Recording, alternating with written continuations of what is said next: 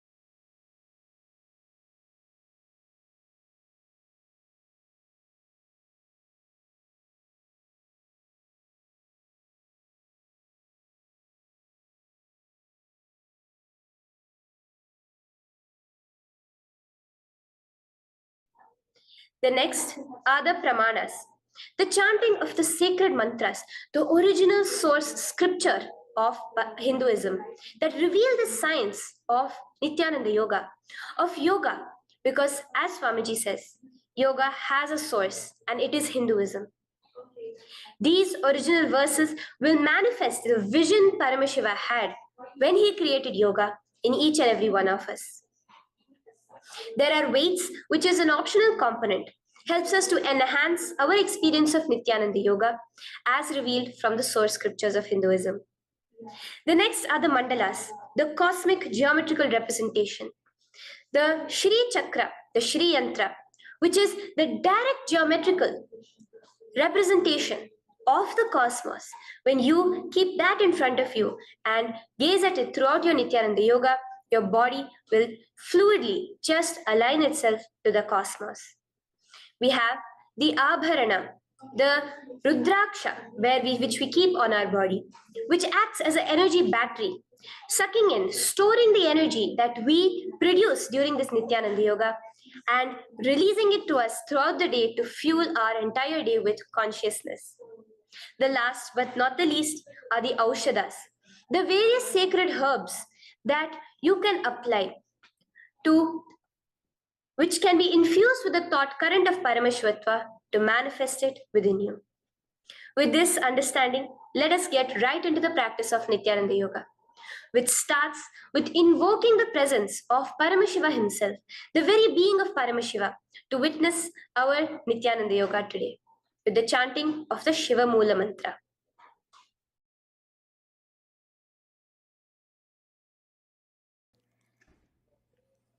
Let us now chant the Shiva Mula Mantra 11 times internally.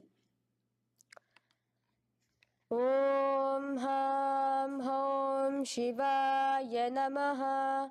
Om Ham Hom Shivaya Namaha. Om Ham Hom Shivaya Namaha. Om Ham Hom Shivaya Namaha. Om Ham Hom Shivaya Namaha. Om Ham Hom Shivaya Namaha. Om Ham Hom Shivaya Namaha. Om Ham Hom Shivaya Namaha. Om Ham Hom Shivaya Namaha. Om Ham Hom Shivaya Namaha. Om Ham Hom Shivaya Namaha. The next step of this ritual of yoga, as Swamiji reveals, yoga is a ritual, a methodology to connect yourself with the divine. As every ritual in Hinduism goes, we cleanse the three elements of our body, of the world, and of the ultimate with the Tattvachamanam.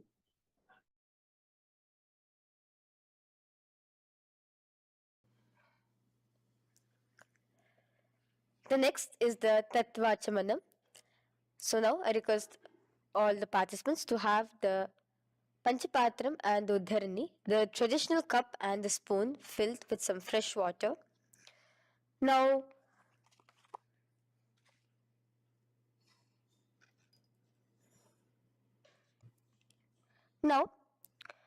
keeping your right hand in the shape of a cow's ear, the Gokarna Mudra, pour an Uddharani of water from the Panchapatram and chanting each of the following mantras internally, drink the water that flows through the base of the palm. Om Atmatattvam Shodayami Svadha. Om Vidyatattvam Shodayami Svadha. Om Shivatattvam Shodayami Svadha. Wash your right hand with water from the Panchapatram. Now, chanting the following mantra internally, wipe the upper and lower lips twice using the base of the right hand thumb, moving the hand from right to the left of the lips. Om Ham Hridayaya Namaha. Wash your right hand with water from the Panchapatram. Now, with the tips of right hand index, middle and ring finger, touch above the upper lips and below the lower lips. Wash your right hand with water from the Panchapatram. Now, with the tips of right hand index finger and thumb joined together, touch your right nostril, left nostril. With the tips of right hand ring finger and thumb joined together, touch your right eye, right ear, left ear. Wash your right hand with water from the Panchapatram. Now, with the base of the right hand thumb,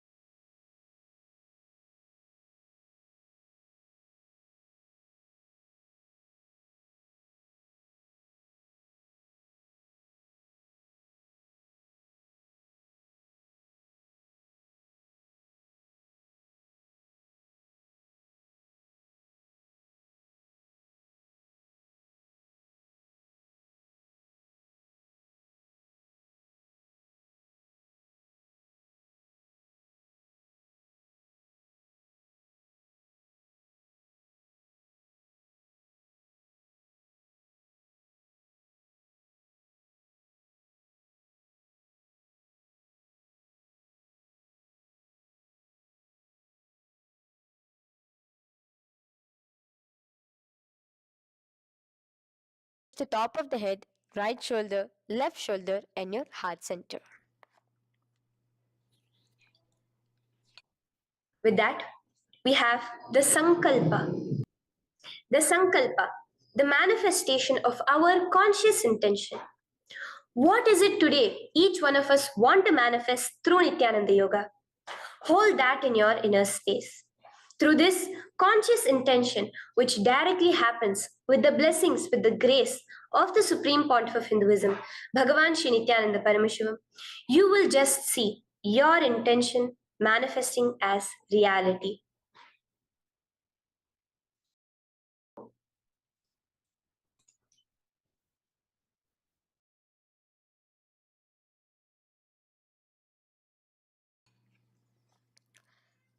The next is the Sankalpa, the conscious resolution.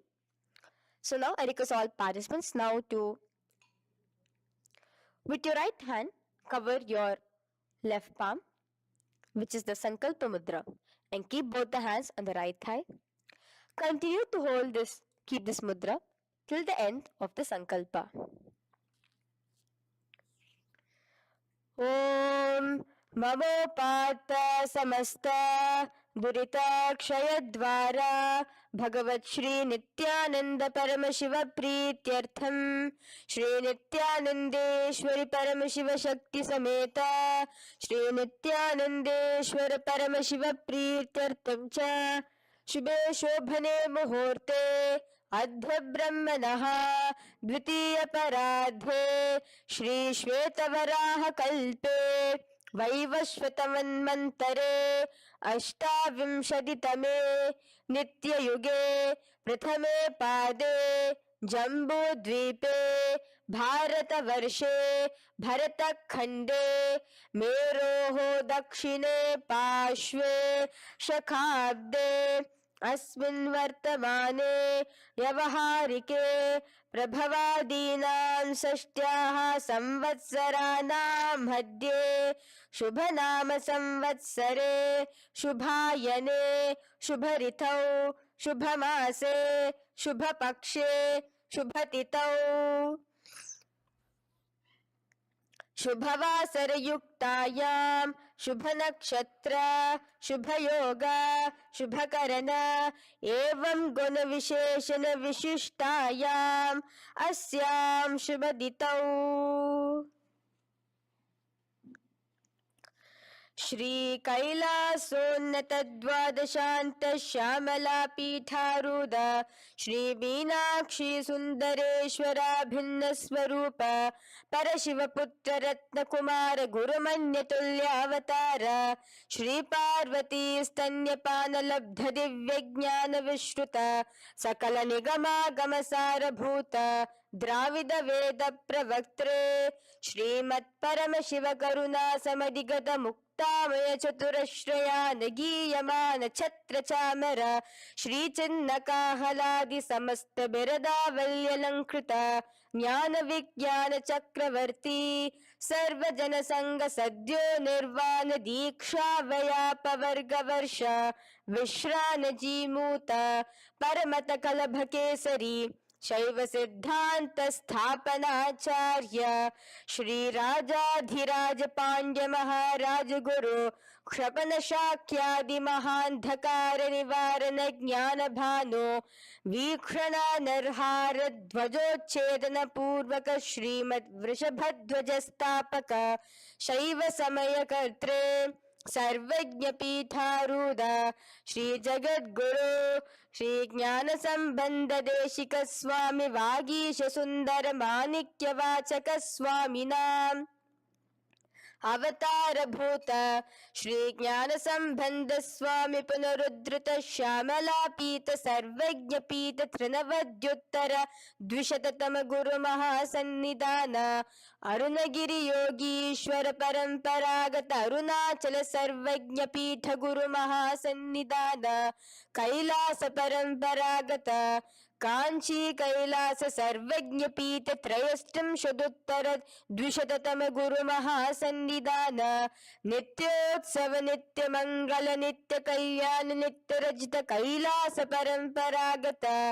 आदि कैलास नित्यानंद पीठ महासंस्थान महासिंहासन पीठ कर्त्रे साक्षात् श्री परम शिव समुद्भूत कैलास परंपरागत वैवस्वत मुनि इक्ष्वाकु हरिश्चंद्र भगीरथ श्रीरामचंद्र सूरसेन इत्यादि अनवच्छिन्न सार्वभौम चक्रवर्ती परंपरागत चतुष्षष्टि योगिनी मंडित चतुष्षष्टि संप्रदाय प्रवर्तक मनुधर्म शासन सूर्यवंश प्राप्त सर्वज्ञ पीठ सुरांगी साम्राज्य मूढ़ाभिषिक्त चूड़ामणे साक्षात् श्री परम शिव समुद्भूत कपिल महागुरु पुनरुद्धृत महानिर्वाणी पीठ अष्टोत्तर सहस्र श्री महामंडलेश्वर साक्षात् श्री परम Shiv समुद्भूत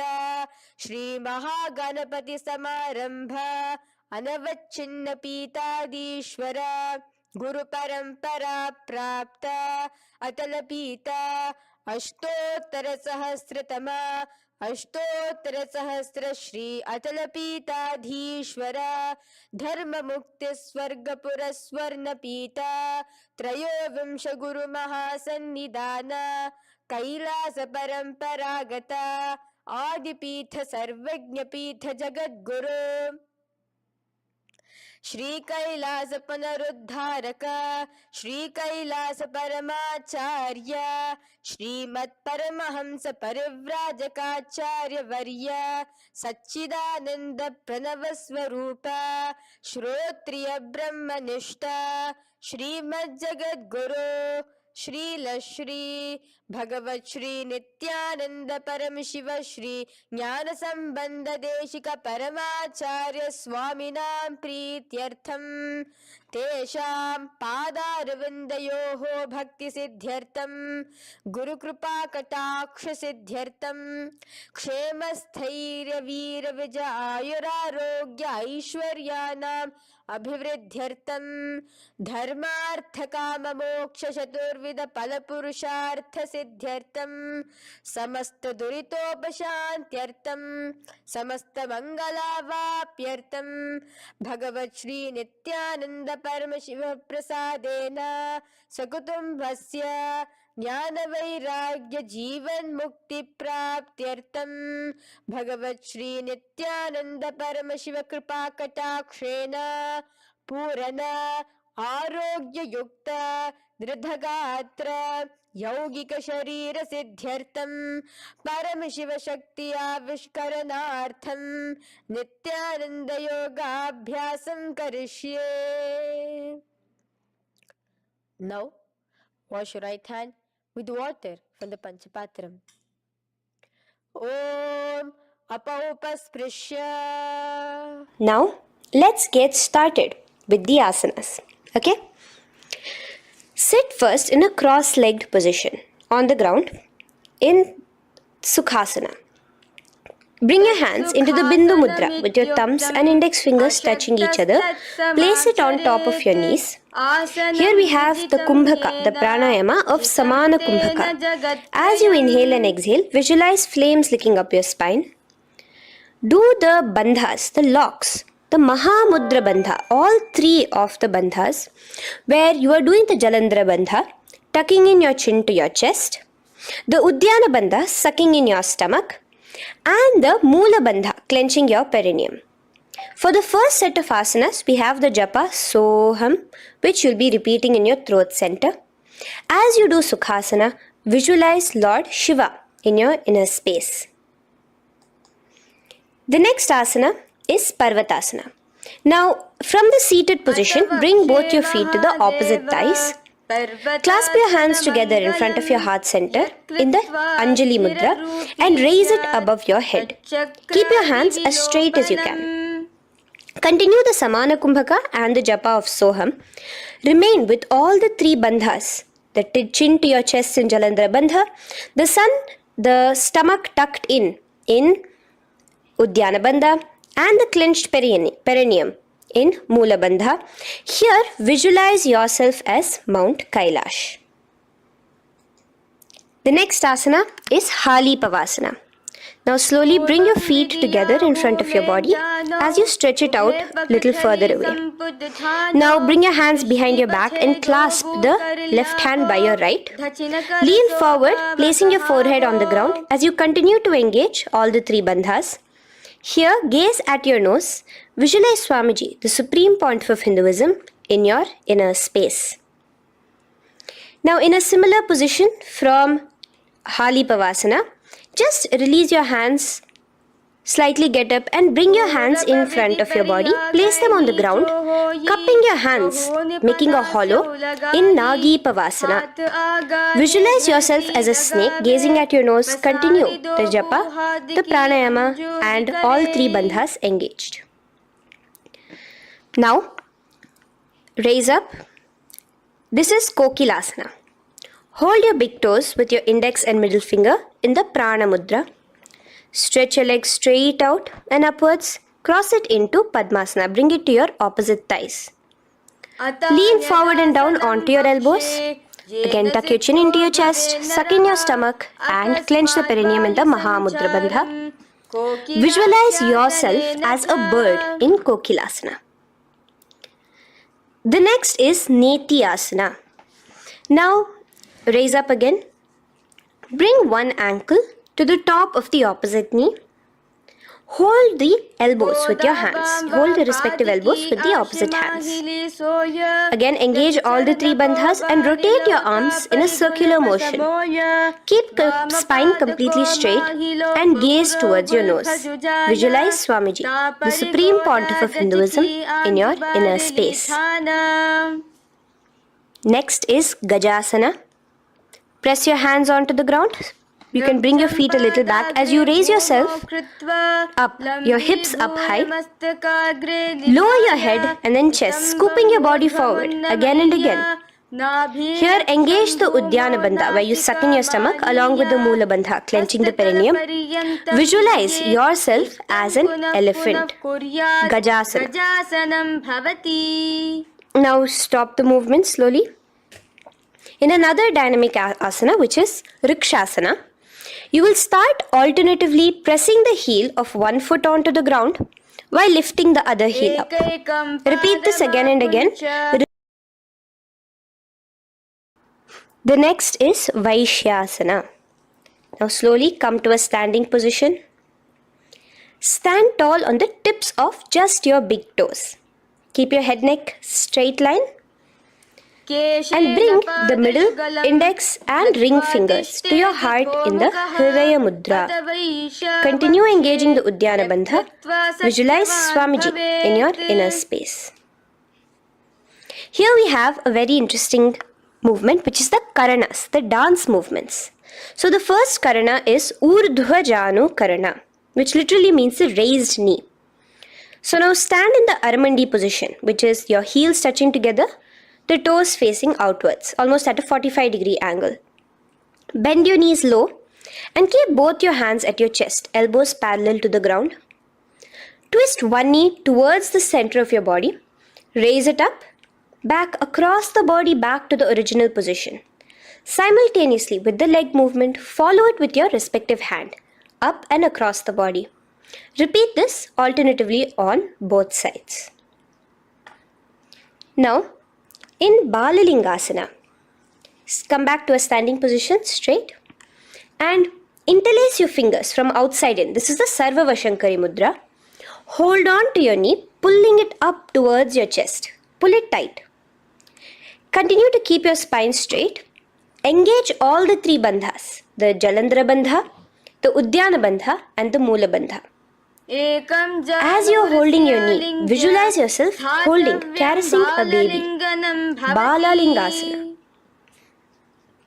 The next asana is Pada Pidanasana. Now the same foot which is raised, clasp it with your hands and pull it behind towards your body, holding it with both your hands. Again, engage all the three bandhas, standing tall. Visualize Swamiji, the Supreme Pontiff of Hinduism, in your inner space.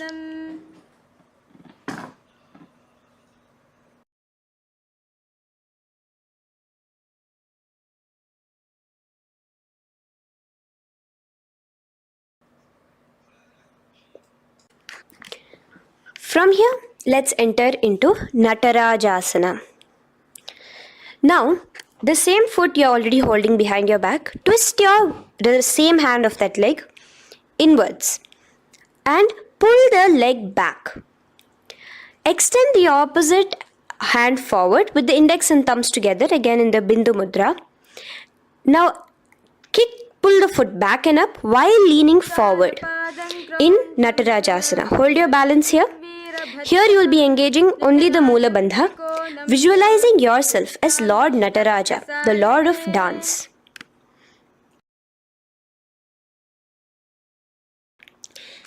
Now again let's repeat Balalingasana on the other side with the other leg. Pull it up towards your chest with the hands in the Sarvavashankari Mudra. Engage all the three bandhas as you visualize yourself holding and caressing a baby. Now pull your foot back into Pada Pidanasana on the other side. Remain with all the three bandhas engaged. Visualize Swamiji in your inner space. And lean forward. Now, hands stretched in the Bindu Mudra into Natarajasana. Balance there as you visualize yourself as Lord Nataraja. Now, come back to a standing position. Release your leg. Gain your balance. As we enter into the Ardharechita Karana.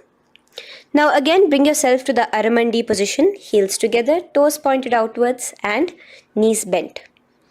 Now from this position, bring your right foot onto the tips of the toes behind the left heel. The heel should be up. Bring your left hand towards your chest, parallel to the ground again, and extend the right arm out and wide like a pendulum. Bring it back towards your chest. Now while your arm is swinging, remember to move your fingers one by one inwards towards the palm and then outwards. Now place the right hand over the nose. Uncross your ankles. Let's do this on the other side also. Cross the left ankle behind and stretch the left hand out like a pendulum.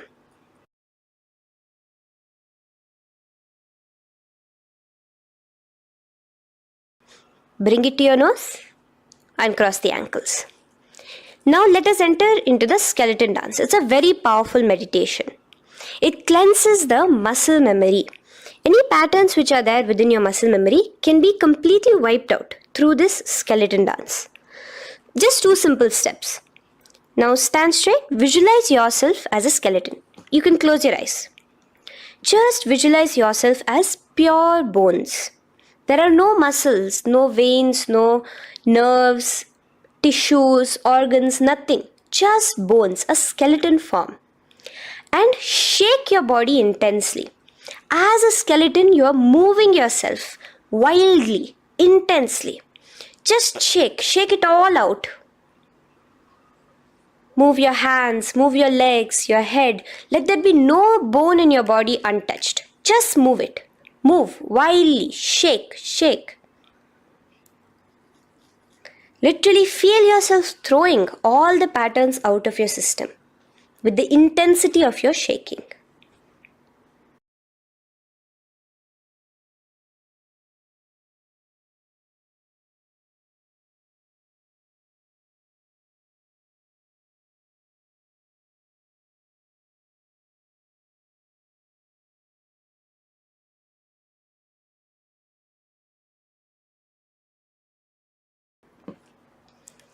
Now slowly calm down. Take a few steps, gain your breath back. That's a powerful meditation we did. Let us do the next Karana. Again, come back to a standing position. Do the Aramandi. Your toes outwards, knees bent with your feet together. Now here, raise your hands above your head. Keep your palms completely straight and cross the wrists with the palms facing forward and the back of the hands outward. Now from the crossed wrists, uncross the wrists, spreading your arms out wide while you turn your hip towards the side. Turn by the waist sideways. Bring your hands back over the head and turn on the other side. Repeat this on the other side. Do it again. Let's twist out. Come back to the middle and twist out again. This is the Kati China Karana. Now stand tall. Raise your hands above your head. Bring yourself to the top of the tip of your toes. Let your hands face each other parallel to the ears. You're tall. Pushing yourself, stretching yourself. Again, engage all the 3 bandhas. Tucking in your chin to the chest, sucking in your stomach and clenching your perineum. Visualize yourself as a palm tree. We have the japa changing over here where you will be repeating Shivoham in your throat center. Tadasana. Now, as we enter into Uttanasana, relax and lean forward, bringing your hands on by the ground next to your feet. Keep your palms flat on the ground. Try your best. Engage all the 3 bandhas. Remain with all the 3 bandhas engaged as you visualize Swamiji, the Supreme Pontiff of Hinduism himself, in your inner space. Now jump your feet back into Tarakshvasana, coming to a plank position. Keep your hands shoulder width apart. Be steady there. Chuck in your chin to your chest in the Jalandhara Bandha as well as engaging the Moola Bandha. Now rotate your head while in the Jalandhara Bandha from shoulder to shoulder, side to side. This is Tarakshvasana. Visualize Swamiji, the Supreme Pontiff of Hinduism, in your inner space. Yes. Now lay flat onto the ground in Bhujangasana. Lower your entire body down. Now point your toes backwards. Keep your hands by the side of your chest and push yourself off the ground. Remember to use the strength of your lower back to hold yourself up. Open your mouth wide. Inhale through the hollow of your throat and exhale through your nose. This is the Bhujangani Mudra. In Bhujangasana, you will visualize yourself as a cobra. Now come back into a plank position. So you can tuck in your toes and come back into a plank position. In Shavasana, alternate bringing one knee towards your chest, back and forth. So you'll bring one knee front, push it back and bring the other knee. Repeat this again and again. Do the Sahaja Kumbhaka. Simple breathing in, breathing out. Engage the Moola Bandha, clenching your perineum. Visualize Swamiji, the Supreme Pontiff of Hinduism. Okay. Now place your legs back into the plank position as we enter into Rathasana. Again, bring one foot between your hands and alternate jumping one foot back and bringing the other foot forward simultaneously. Again and again. Continue the Sahaja Kumbhaka and the Moola Bandha engaged as you visualize yourself as a chariot, a Ratha, in Rathasana. Now, into Veerabhadrasana. Remain one leg in between your hands. So as you jump, one leg comes between your hands. Stop in that position. One leg stretched back. And raise yourself up into a standing position. So the front foot will be pointing forwards and bent at a 90-degree angle. The knee will be bent at a 90-degree angle. The other leg, which is extended back, the foot will be pointed sideways at a 45-degree angle. Now raise your palms, hands up, parallel beside your ears. Do the Uddiyana Bandha along with the Moola Bandha, pulling in your stomach in. Gaze towards your third eye as you visualize yourself as Lord Veerabhadra. Now relax down, switch your legs around and let us do Veerabhadrasana on the other side. Stretch your hands up, gaze towards your third eye, suck in your stomach in the Uddiyana Bandha and visualize yourself as Lord Veerabhadra. Okay, bring your feet together now. Let us move into Vrikshasana. Now stand tall, gain your balance here slowly. Bring one foot towards the inner thigh. Bring your palms together, raise them up above your head in the Anjali Mudra. Keep your elbows as straight as you can. Again, continue the Uddiyana Bandha, sucking in your stomach. Gaze forward, hold your balance, visualize yourself as a tree, the stability of a tree in Vrikshasana. Now, slowly bring your hands down.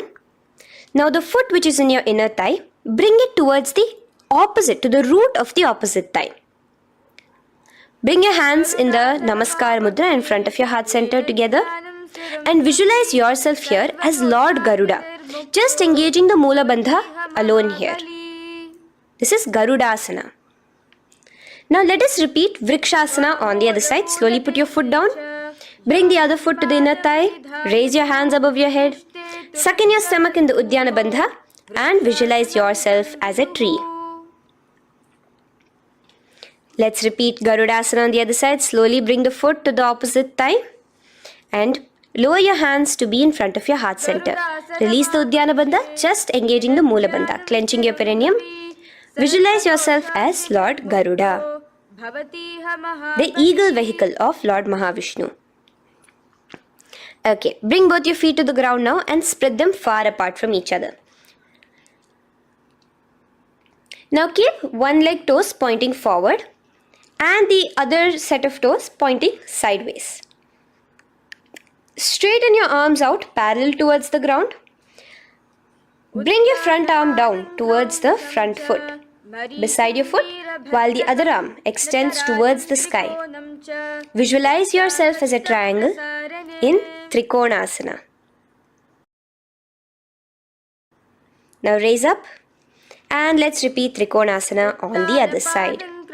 Switch the position of your legs around and go forward. The other arm raised towards the sky. Visualize yourself as a triangle. Now come back to a standing position. Bring your feet together. We are having another Karana, the Nikuttaka Karana. Bring yourself to the Aramandi position. feet together, knees out wide. Here now, bring your hands towards your chest, but keep both your palms parallel towards each other. Bring your right foot onto the toes with the heels up, and simultaneously bringing the right hand towards the top. Now drop the right foot, simultaneously lifting the left foot onto the toes, and switch the hands position. Now the left hand is on the top and the right hand is on the bottom. Repeat, and let us do this repeatedly. Okay, relax now, come back to a straight position and sit down onto your toes. Sit on your heels with your toes on the ground, knees raised up off the ground, together in front of you in Angushtasana. Bring your hands together in the Namaskara Mudra in front of your heart center. We have a very interesting pranayama over here, which is the Bhramari Kumbhaka, where you will be subtly buzzing like a bee as you do this asana. The japa we'll be entering into is Sadashivoham. In Angushtasana, engage the Mula Bandha as you visualize Swamiji, the Supreme Pontiff of Hinduism, in your inner space. Now in the same position, slowly bring your hands to the ground. Balance yourself as you stretch one foot forward, sitting on the heel of one foot and the other foot stretched forward, toes pointed upwards. Bring your hands to the Vara Mudra, just the tips of the finger on the ground while the palm faces forward, both your hands. Continue to engage the Mula Bandha, clenching the perineum as you visualize Swamiji, the Supreme Pontiff of Hinduism, in your inner space. Now, stretch, the leg is stretched forward, right? Stretch the same hand, the respective hand forward and clasp onto the big toe of that foot in the Prana Mudra with your index and middle fingers. The other hand, bring it to the back of the respective heel in Vidhunanasana as you visualize Swamiji in your inner space. Okay, bring your 2 feet back together as we repeat Saurasana on the other side. Stretch your left leg forward now. Palms in the Vara Mudra on the ground. Visualize Swamiji in your inner space. And lean forward into Vidhunanasana on the other leg. Clasp your toes. Bring the other hand to the back heel. Continue to visualize Swamiji.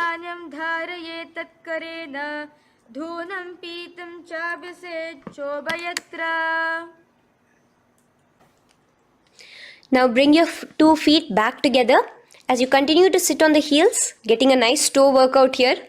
Balance on your toes, bring your knees together in front of you. Now place your palms on top of the respective knees with the hands facing upwards, the palms facing upwards. Leave a slight gap between your palms and knees. As you gaze forward, engage the Jalandhara Bandha, tucking in your chin to your chest, and look between the gap between your hands. Brahma Jurankushasana.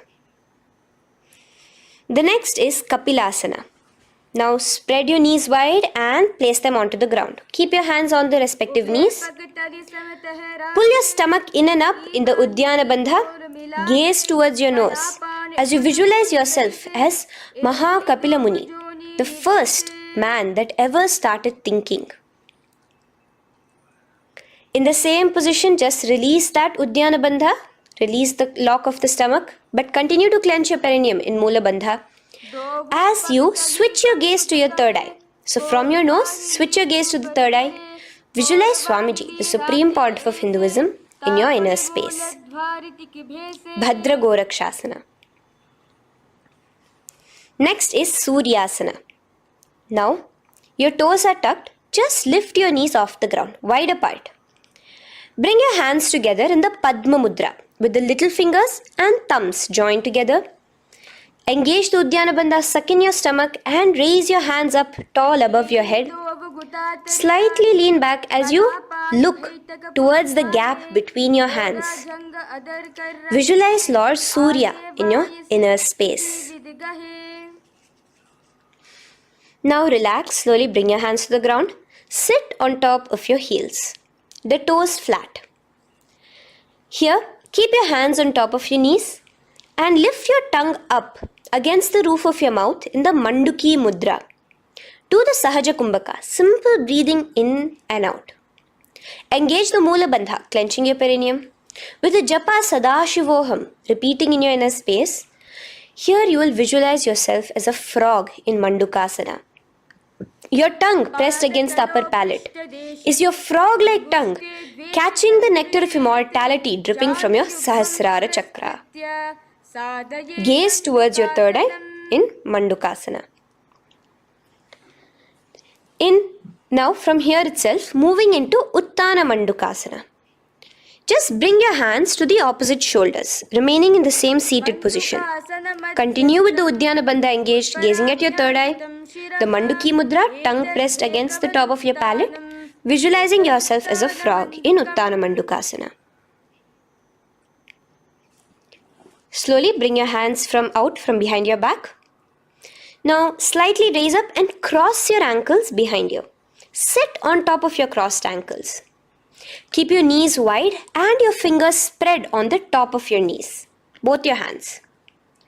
Open your mouth wide and stick out your tongue, exhaling forcefully. Gaze at the tip of your nose. Repeat this several times because you're visualizing yourself as a lion in Simhasana. The next asana is Bhadrasana.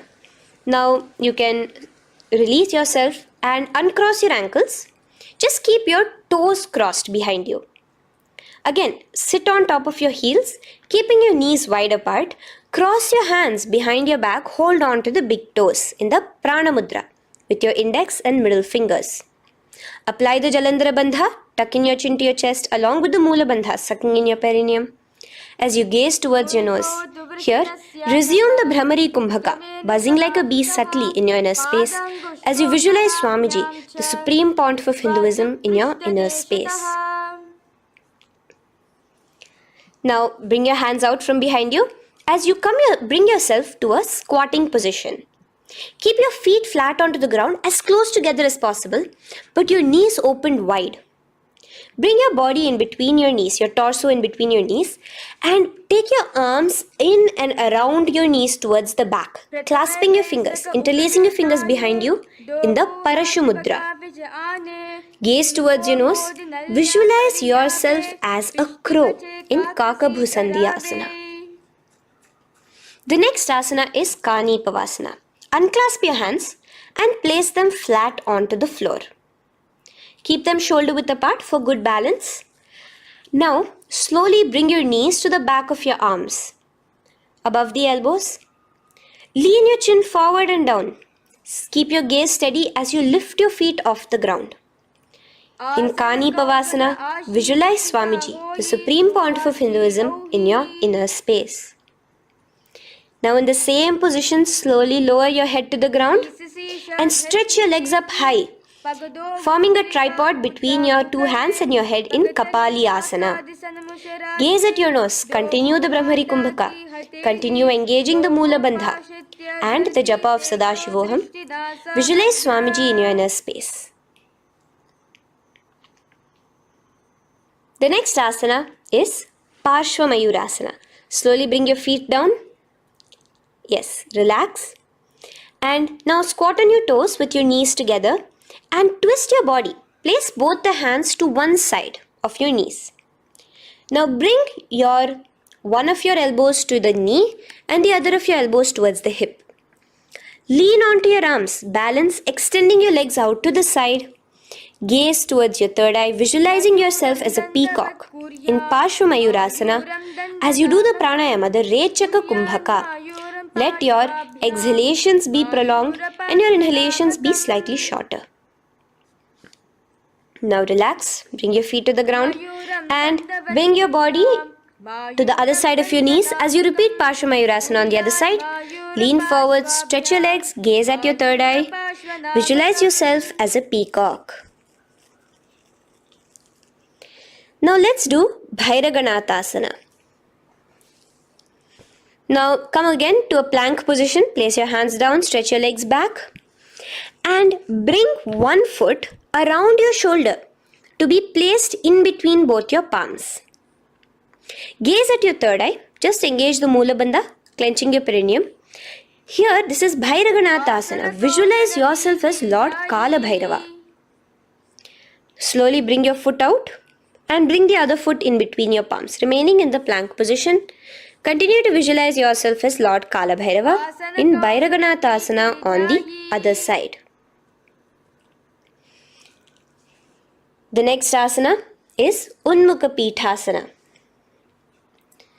Now, from the same plank position, bring your forearms onto the ground. Be steady as you walk your feet closer towards yourself, forming like a slight mountain. In Unmukha Pithasana, gaze at your third eye. Continue the Rechaka Kumbhaka. Visualize Swamiji in your inner space. The next asana is Vashishthasana. Now, just raise yourself onto one of your hands. So, release your forearms off the ground and raise yourself onto your right arm. And keep your body completely parallel to the ground as you raise your left arm straight above your head. Visualize yourself as Rishi Vashishta as you do the Vashishthasana. Gaze towards the hand on the top. Now slowly bring that hand down. As you switch the hands, bringing your right hand up towards the sky. Balance there, completely straight on your toes. As you visualize yourself as Rishi Vashishta, the Guru of Bhagavan Sri Rama. Now, bring your feet forward into Anjani Asana. So here you will be sitting on your hips with your legs pointed forward. And sit on top of your hands. So keep your palms facing upwards and sit on both your palms as you tuck your elbows into your body. Do the Rechaka Kumbhaka. Continue the Rechaka Kumbhaka. Engage the Jalandhara Bandha. Tucking in your chin to your chest. Gaze at your nose. Visualize yourself as Lord Hanuman in Anjani Asana. Now, slowly release your hands from under your body. As you lean forward into Paschimottanasana, clasp your respective toes with your index and middle finger. Lean forward and down, bring your elbows to the ground, your forehead towards your knees. Engage all the three bandhas, the Mahamudra Bandha. As you visualize Swamiji, the Supreme Pontiff of Hinduism in your inner space, with a new japa, Mahasadashivoham, starting here.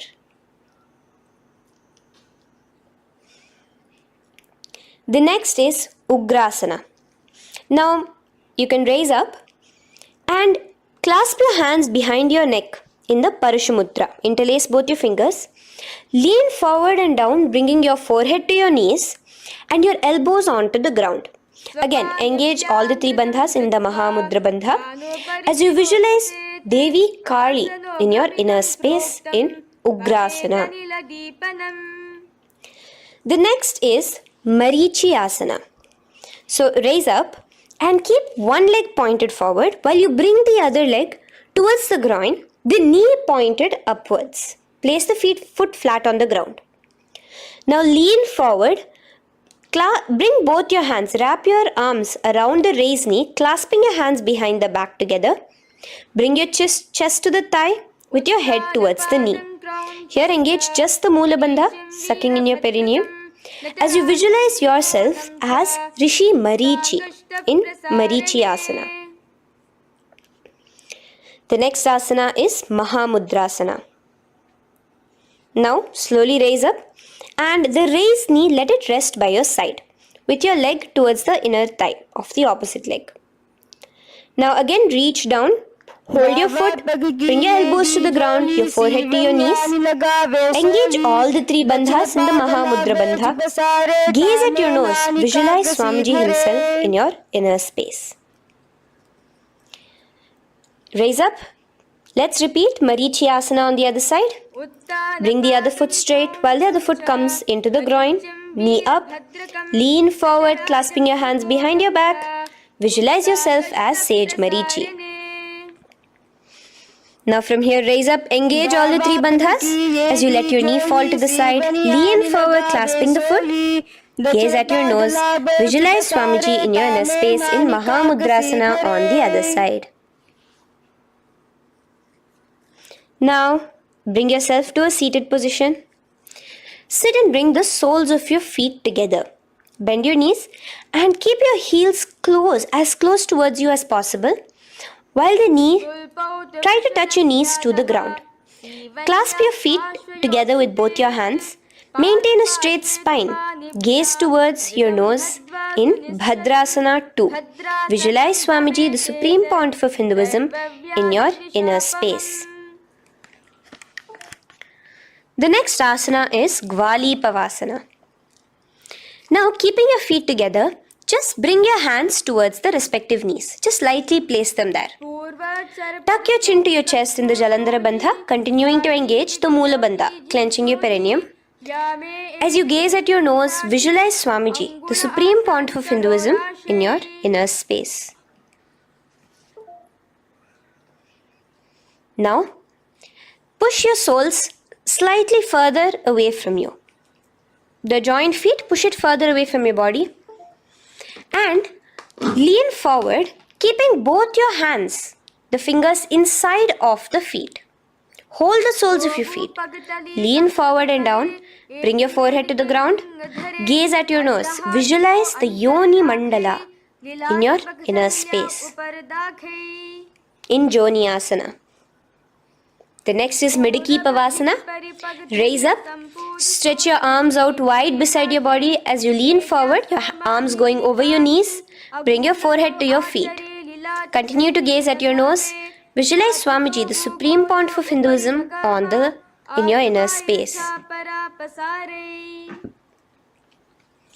Now, in Siddha Samadhi Asana, raise yourself up. Now, put your forearms underneath the calves of the respective legs. Let your palms face up towards the sky as you bring your head down to your feet. Gaze at your nose as you visualize Lord Surya in your inner space in Siddha Samadhi Asana.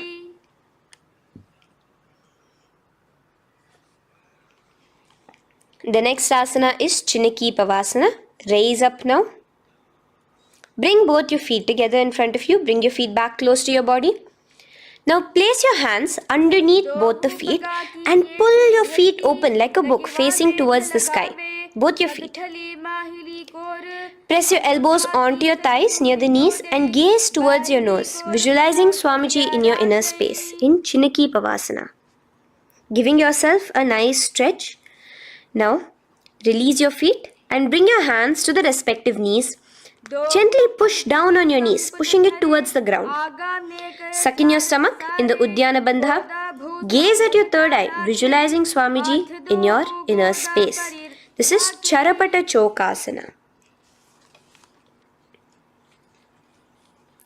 The next asana is Bhairavasana. Now, continuing to remain with your feet together, you can use the help of your hands to bring your toes onto the ground with your heels pointed upwards. Just push yourself and try to do it. Continue to remain with the Uddiyana Bandha engaged, your stomach sucked in. Bring your hands to the Bindu Mudra with the index and thumbs together on top of the knees. Gaze at your third eye. Visualize yourself as Lord Kala Bhairava in Bhairavasana. The next asana is Samanasana. So slowly you can bring your feet out from underneath. Take now one foot towards your chest, holding with both your hands as the other foot rests by the perineum. Pull the sole onto your chest. Gaze at your third eye. Visualize yourself holding the breath in the Mooladhara Chakra, the Chaturdala, the 4-petal lotus of your body. Gaze at your third eye. Visualize Swamiji, the Supreme Pontiff of Hinduism, in your inner space in Samanasana. From here, let's move into Apanasana. Now, the foot that you have towards your chest, just bring it over your shoulder and place both your palms onto the ground beside you. As you lift the leg by your perineum, stretch it out and lift it up high into the sky in Apanasana. Gaze at your third eye, visualizing Swamiji in your inner space. Let's repeat Samanasana on the other side. Bring your foot down. Clasp the other foot towards your chest. Gaze at your third eye, visualizing Swamiji in your inner space. And bring the foot onto your shoulder as we repeat Apanasana on the other side. Stretch your leg out straight in front of you, up high towards the sky, gazing at the third eye, visualizing Swamiji in your inner space. Okay, relax slowly. Let's move into Gomukhasana. Now, sitting in a seated position, cross one leg over the other, like over, and align the knees together at the center of your body and the feet by the opposite hips. Place both your hands on top of the stacked knees. Gaze at your nose. Here we have a beautiful pranayama, very cooling pranayama, which is the Sheetkari pranayama, where you will be inhaling through your clenched teeth with your tongue pressed against behind your teeth and exhaling through your nose, creating a hissing sound. The japa will be for the next sequence of asanas, Om Nityanandoham. Visualize the face of a cow in Gomukhasana. Now keep your knees crossed. From the knees, bring your hands towards the respective toes on the side of the body. Clasp the big toe in Pranamudra. Suck in your stomach in the Uddiyana Bandha. Visualize yourself as Rishika Anasuya in Anasuyasana. Now in Anusuyasana 2, just bring your hands behind your back, clasped together, interlaced fingers in the Parashamudra. Lean forward and down. Try to bring your nose to touch the ground in front of you. Just visualize yourself as Rishika Anasuya and gaze at your nose. Anusuyasana 2. Raise yourself up now. Now bring one foot towards the perineum, knee resting on the ground. Raise your other foot with the foot in front of the lying down foot, knees pointed upwards towards your chest. Place your hands on the respective knees. Keep your spine tall, chest out. Gaze at your nose. Visualize yourself as Lord Garuda, the eagle vehicle of Bhagavan Mahavishnu. Garudasana 2. From here, moving into Naradasana. Now, keep both your hands, bring both your hands behind your neck and clasp them in the Parashamudra. Interlace your fingers behind your neck. Twist outward of the raised knee. Just keep your whole body outside of the raised knee. Gaze towards your third eye, visualizing yourself as Devarishi Narada in your inner space. From Naradasana, let's enter into Matsya Pithakasana. Place one foot on the top of the opposite thigh. Wrap your respective arm across the knee, holding on to the opposite shin. Extend the opposite hand straight. Hold on to the respective toe with the index and middle fingers in Prana Mudra.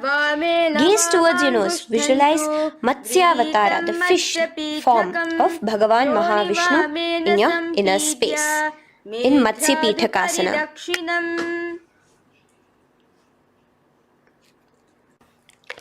From there, let's repeat the Gomukhasana and the rest of the asanas on the other side too.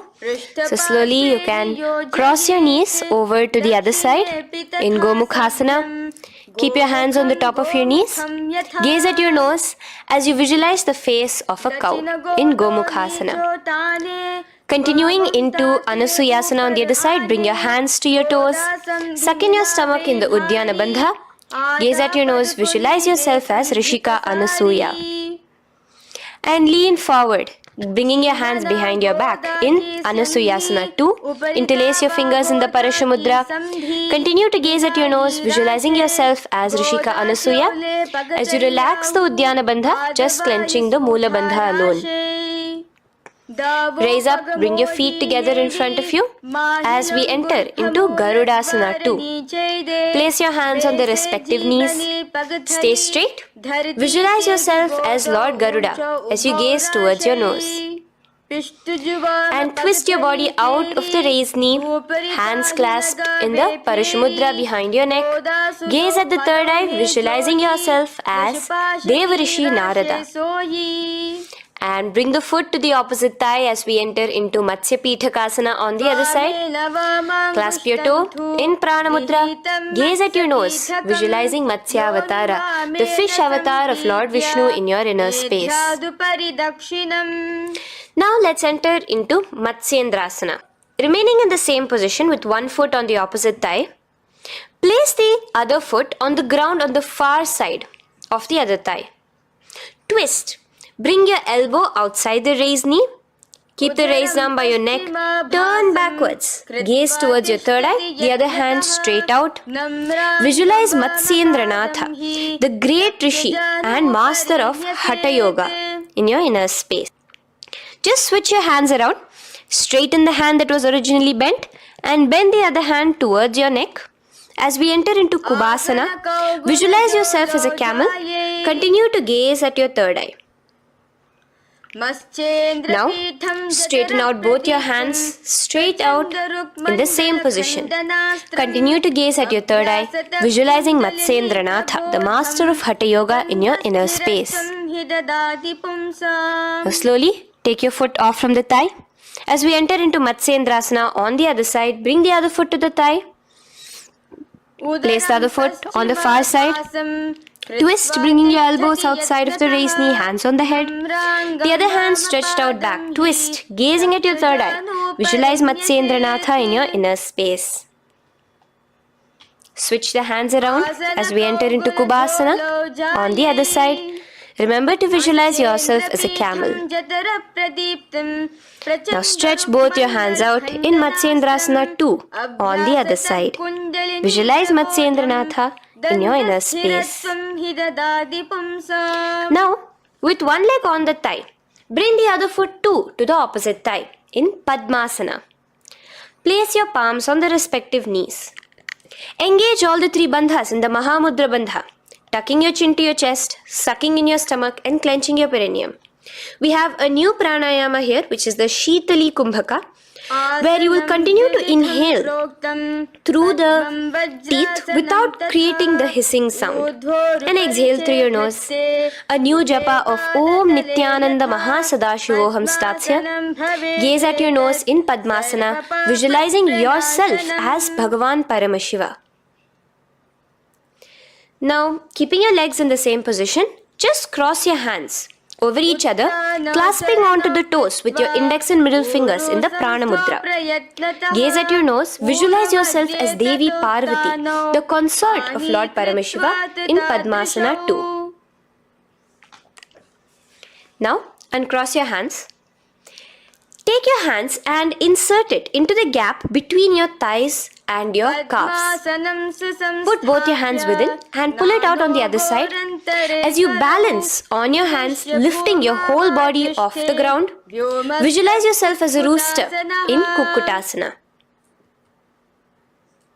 Now relax. Take your hands out from inside your feet as we enter into Baddha Keki Asana.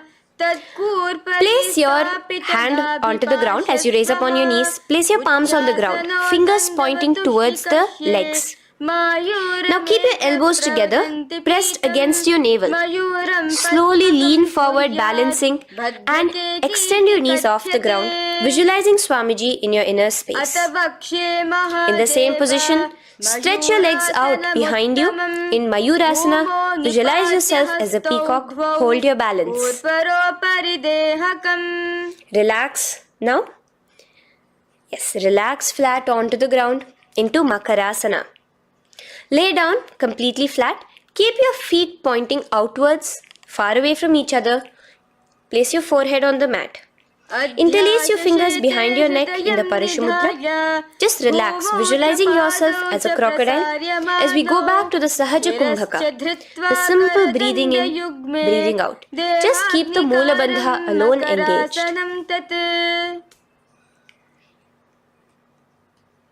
The next asana is Shalabhasana. Now lay on your stomach and place your hands on the ground beside the chest. From the laying position, raise your legs up. Use your core strength to bring your thighs off the ground. Visualizing yourself as a locust in Shalabhasana. Relax your feet down and bring your hands to your feet, pulling your feet down towards the ground beside your hips. In Ushtrasana, visualize yourself as a camel. Now slowly kick your legs back. Whilst your hand is clasping your feet, pull your feet towards the sky, lifting your chest and thighs off the ground. In Dhanurasana, gaze at your third eye. Visualize yourself as Paramashiva's bow. Relax slowly and come up to a sitting position. In Bhagasana, sit on both your knees with your head, neck and spine straight. Clench your perineum in the Mula Bandha. Place your hands on top of your knees. Gaze towards your third eye, visualizing Swamiji, the Supreme Pontiff of Hinduism, in your inner space. From here we enter into Gohyasana. We have a couple of headstand postures here, so get yourself ready. Now place your forearms on the ground with your fingers interlocked. Ensure your elbows are at shoulder width for the best balance. Place the top of your head on the ground, holding your head with your hands. Slowly walk your toes forward until your hips are in a straight line with your shoulders, and just kick your feet up slightly. Make sure not to lose your balance. Keep your knees bent together at your chest, toes pointed upwards. Gaze to your nose, visualizing Swamiji in your inner space. From here, stretch your legs out into Shirasasana, continuing to hold the balance there as you continue to gaze at your nose, visualizing Swamiji in your inner space. Bring your feet to the ground, relax slowly. The next asana is Podhyasana. So come to a seated position. Bring your hands behind your calves, stretching your legs up and your forehead to your knees.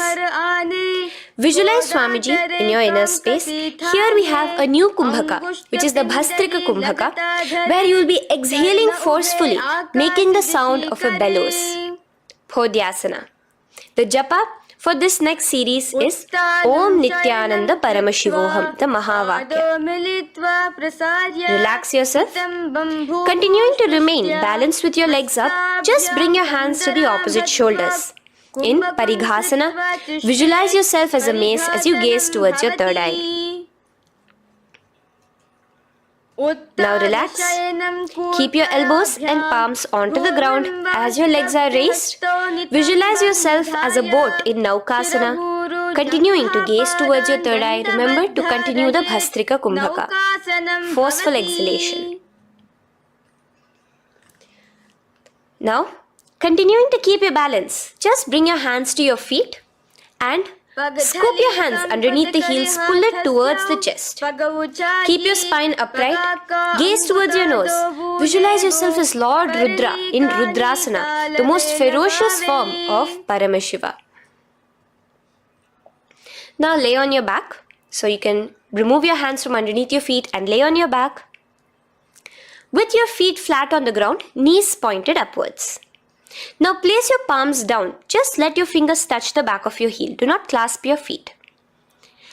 Lift your hips up high, pressing the feet onto the ground. Chin tucked to the chest in the Jalandhara Bandha automatically. Gaze at your nose, visualizing Swamiji in Unmukha Pithasana 2. Now lay onto the ground in Shavasana. Just lay completely flat with your palms facing upwards by the side of your body. Just unclutch from any movement happening within you. Visualize your body is dead. The Supreme Pontiff of Hinduism, Swamiji, is just liberating you. Just let your awareness, your energy completely pervade your body in the Shakti Chalan Mudra as you continue to vibrate with the Mahavakya.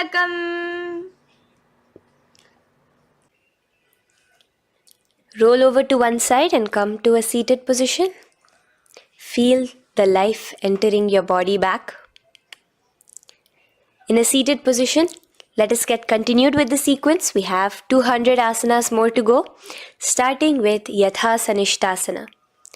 In Yathasanishtasana, sit in any posture you are completely comfortable in. Bringing your hands into the Bindu Mudra with the thumbs and index touching. Start off with the Samana Kumbhaka. As you're inhaling and exhaling, feel flames licking up your spine. Clench your perineum in the Moola Bandha with the japa Om Nityananda Paramashivoham for the remaining of the sequence.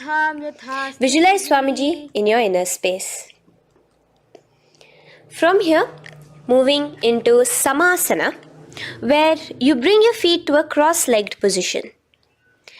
Keep your hands on your knees with the thumbs and index touching in the Bindu Mudra. Just inhale and exhale as you visualize Swamiji in your inner space. The next is Muktasana. Press your left foot against your genital region. Place the right foot on top of your left. Keep your hands facing downwards on top of your knees. Sit straight, gazing towards your nose. Visualize yourself as a sage liberated by Swamiji himself. Now, continue to remain in the same position as we go into Siddhasana, where your gaze will be switching from the nose to your third eye. Continuing to visualize Swamiji in your inner space, ensure the Moola Bandha, the perineum, is locked. In Siddhyasana now, continuing the same position. Engage all the three bandhas, sucking in your stomach, bringing your chin to your chest in the Mahamudra Bandha. Switch the gaze to the ground in front of you from your third eye. Visualize Swamiji in your inner space. Now, relax the Uddiyana Bandha and Jalandhara Bandha. Just keep the Moola Bandha, the perineum, alone clenched as we enter Rudrasana 2, where your legs will remain in the same position, just your hands alone from resting on your knees will turn around to the Bindu Mudra, the thumbs and index touching. Gaze towards the third eye, visualize yourself as Lord Rudra, the fierce dimension of Paramashiva. The next is Santadhunasana. Keep your hands in the Bindu Mudra, your legs crossed in the same position as you switch your gaze from your third eye to your nose, visualizing Swamiji, his tranquility, unshakable nature. Now, relax the Bindu Mudra, keep your legs in the same position, and bring your hands to your navel, cupping one palm over the other in the Samputa Mudra. It looks sort of like a lotus bud. Continue to visualize Swamiji in your inner space in Siddhasana 2. The next asana is Bandha Yoni Asana. Maintaining one heel over the other in the same position of the legs, bring your hands to your face in the Shanmukhi Mudra. So just listen carefully now. Bring your little fingers beneath the bottom lip of both hands. Your ring fingers above your upper lip. Your middle fingers closing your nose, your nostrils. Your index finger covering your eyes. And your thumbs pressed into your ears. This is Bandha Yoni Asana, visualizing Swamiji in your inner space.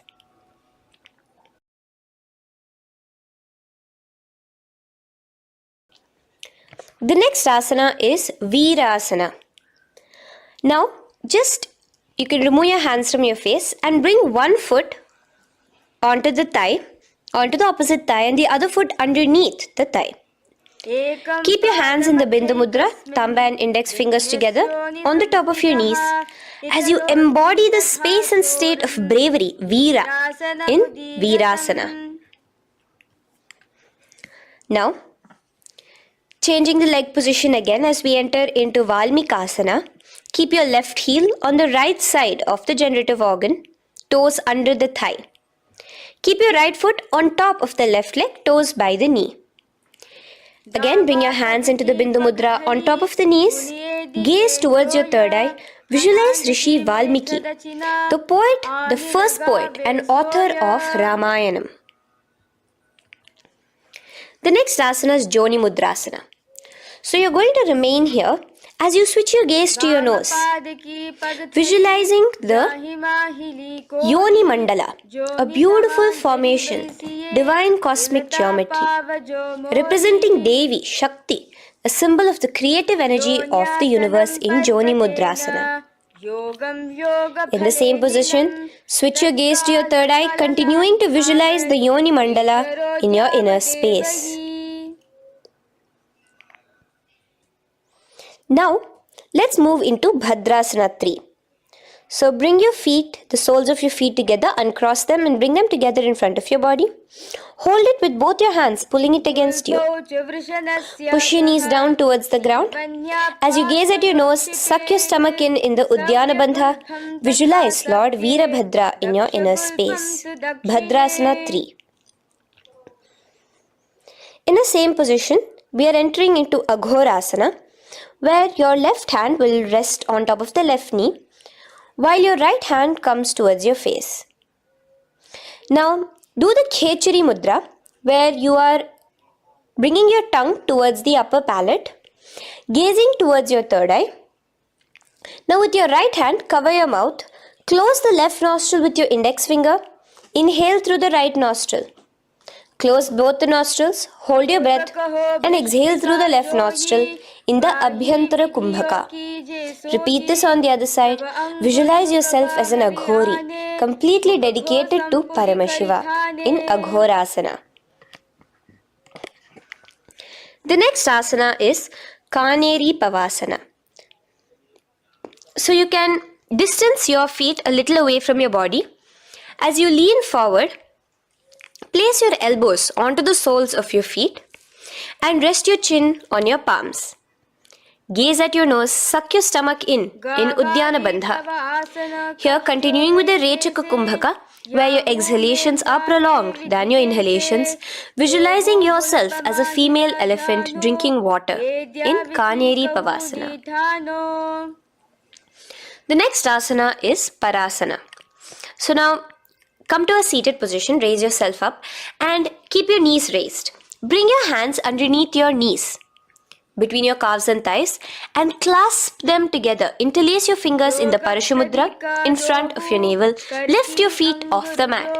Visualize Swamiji, the Supreme Pontiff of Hinduism, in your inner space as you gaze at your nose in Parasana. The next asana we'll be moving into is Gopi Chandasana. Now, take your hands out from in between the feet as you let your feet rest on the ground. Take your hands out from underneath your calves. Interlace your fingers around the feet with the soles of the feet together and raise it up towards your chest. Rest your knee on top of your feet. Gaze at your nose.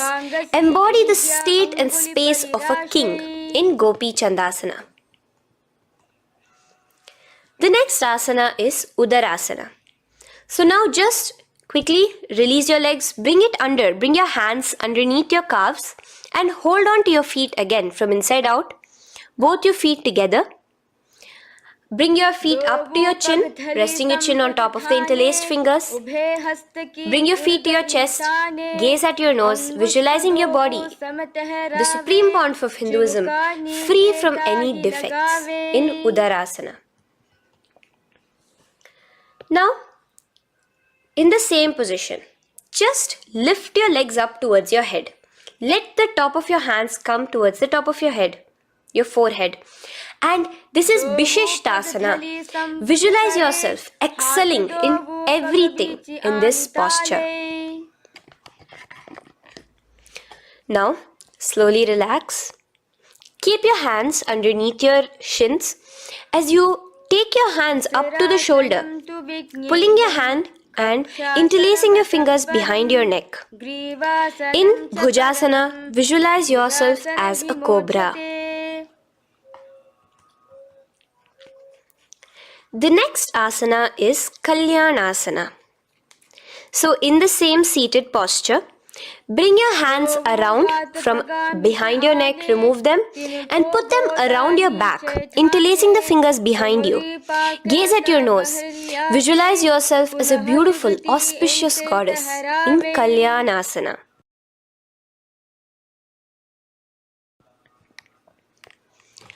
The next posture is Sankatasana. So now, uncross your hands from behind you. Release yourself completely onto the ground. Place your left knee on the mat and the left foot flat. Sit on top of your left foot, knee pointed forward. Raise your right leg on top of the left, bringing the right heel to the left hip. Place your hands on the opposite knees.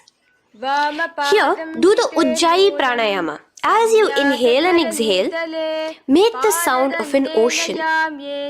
Visualize yourself as a swan, a beautiful swan, in Sankatasana. The next is Dhenukasana. Just in the same position, slide your left heel to the left hip.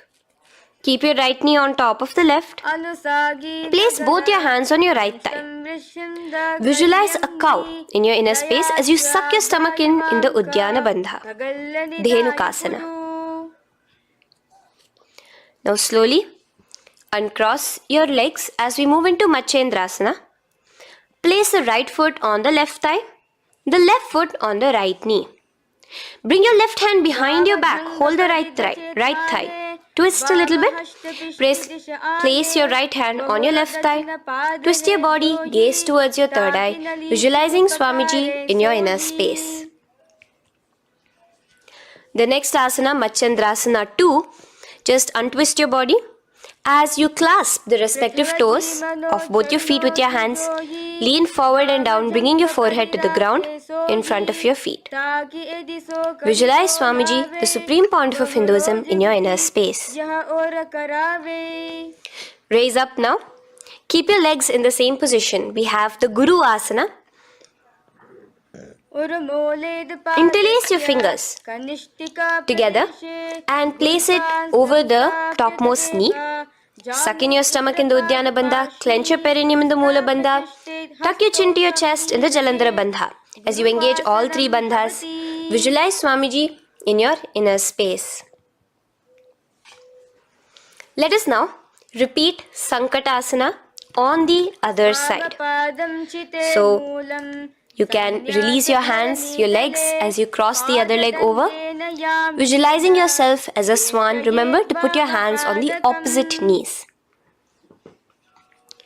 The next asana, Dhenukasana, repeating it on the other side. Slide your leg out, bring both your hands to the topmost knee.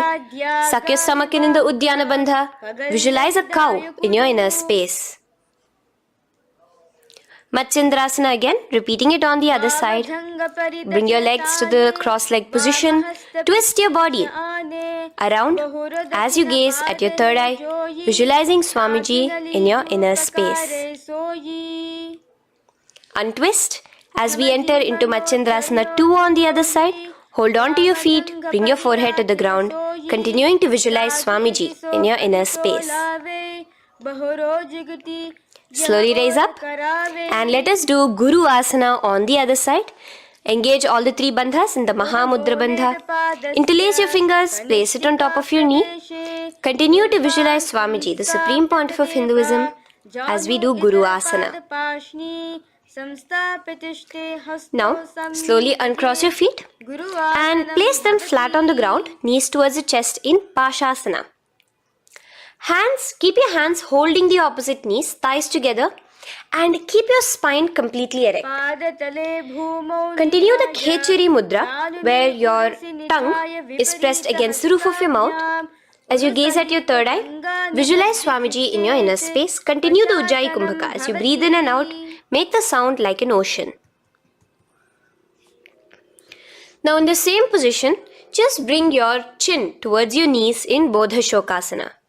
Lean forward, gazing at your nose, and visualize Swamiji, the abode of bliss in your inner space. Now raise up and bring your hands, uncross your hands, bring your hands underneath your knees, clasping the opposite elbows in Kurakatasana.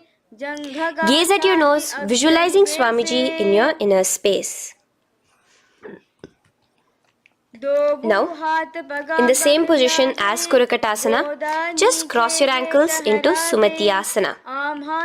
Toes pointed upwards. Gaze at the nose. Visualize the great sage and Maharishi Sumati in your inner space. The next asana is Dandasana. Extend your feet out straight in front of you. Keep your arms straight above your head Interlace the fingers from inside out. Let your wrists point outwards.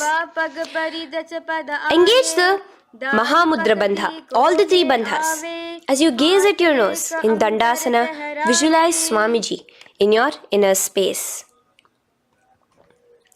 The next is Arambhasana. Now keeping your legs straight, release the Jalandhara Bandha and the Udyana Bandha, keeping your perineum clenched in Mula Bandha. Lean forward and down. Hold your big toes in the Prana Mudra with your index and middle fingers. Head to your knees. Do here the Nadi Shodhana Pranayama. Inhale through the left nostril, hold and exhale through the right. Visualize Swamiji in your inner space. The next is Bhidokasana. So slightly raise your body up and bring your hands underneath your knees, extending your knees slightly up. Keep your heels a bit apart from each other and clasp your feet. Bring your shoulders down, wrapping your hands around your legs. Gaze towards your third eye, visualizing Swamiji in your inner space. So from here, let's enter into Jalandhari Pavasana. So you can actually remain in the same position with your hands underneath your calves and just bring the soles of your feet together.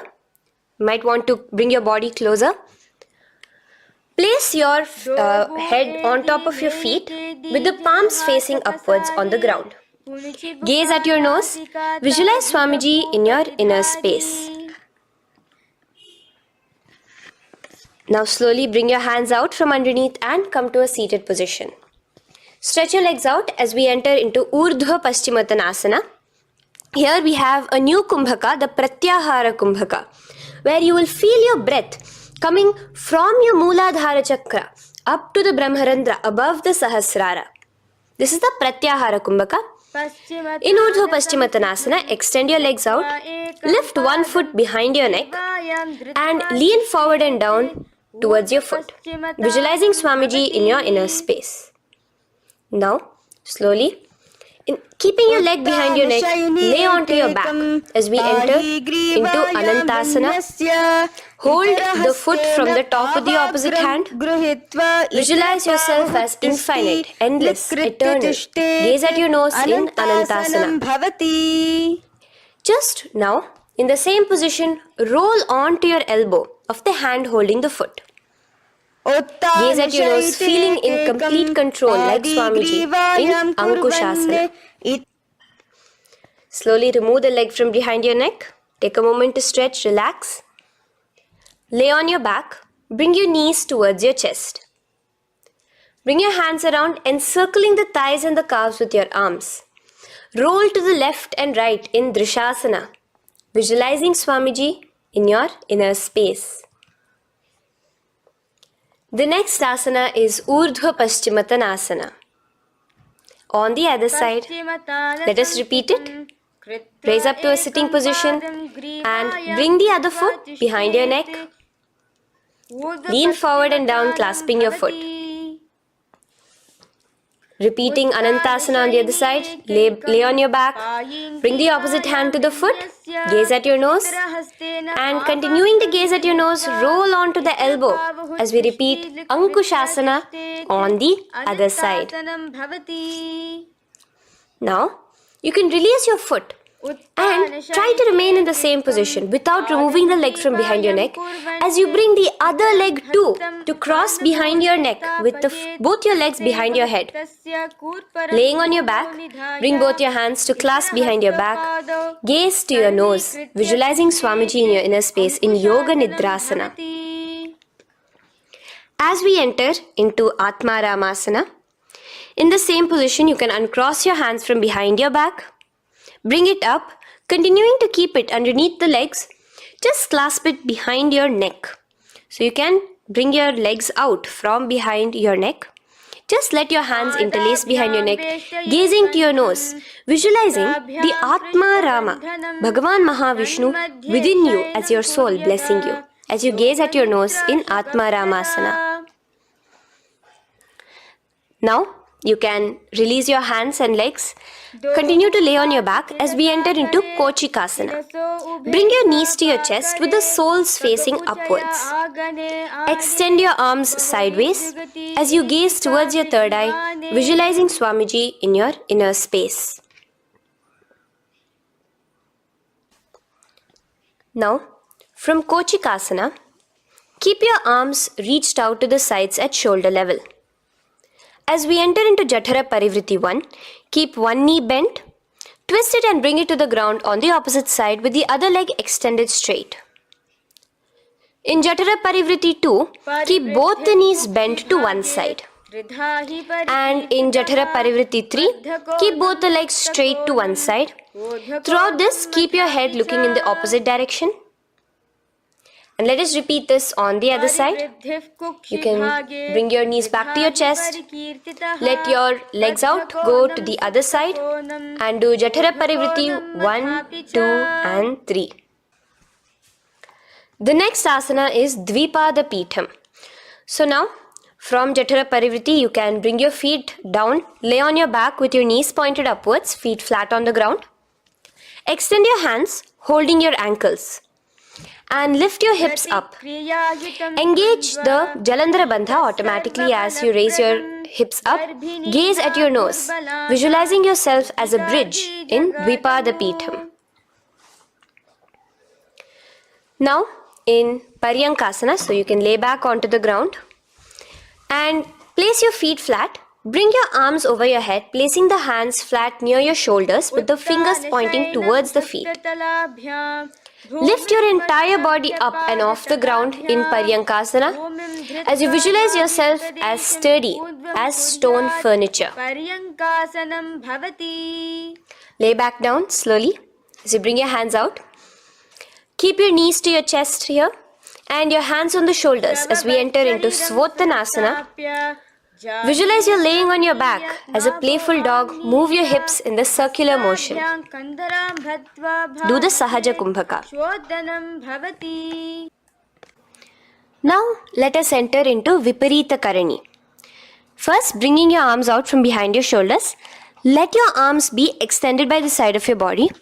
Use the strength of your arms, palms flat on the ground, to push your body, your upper body, your lower body off the mat.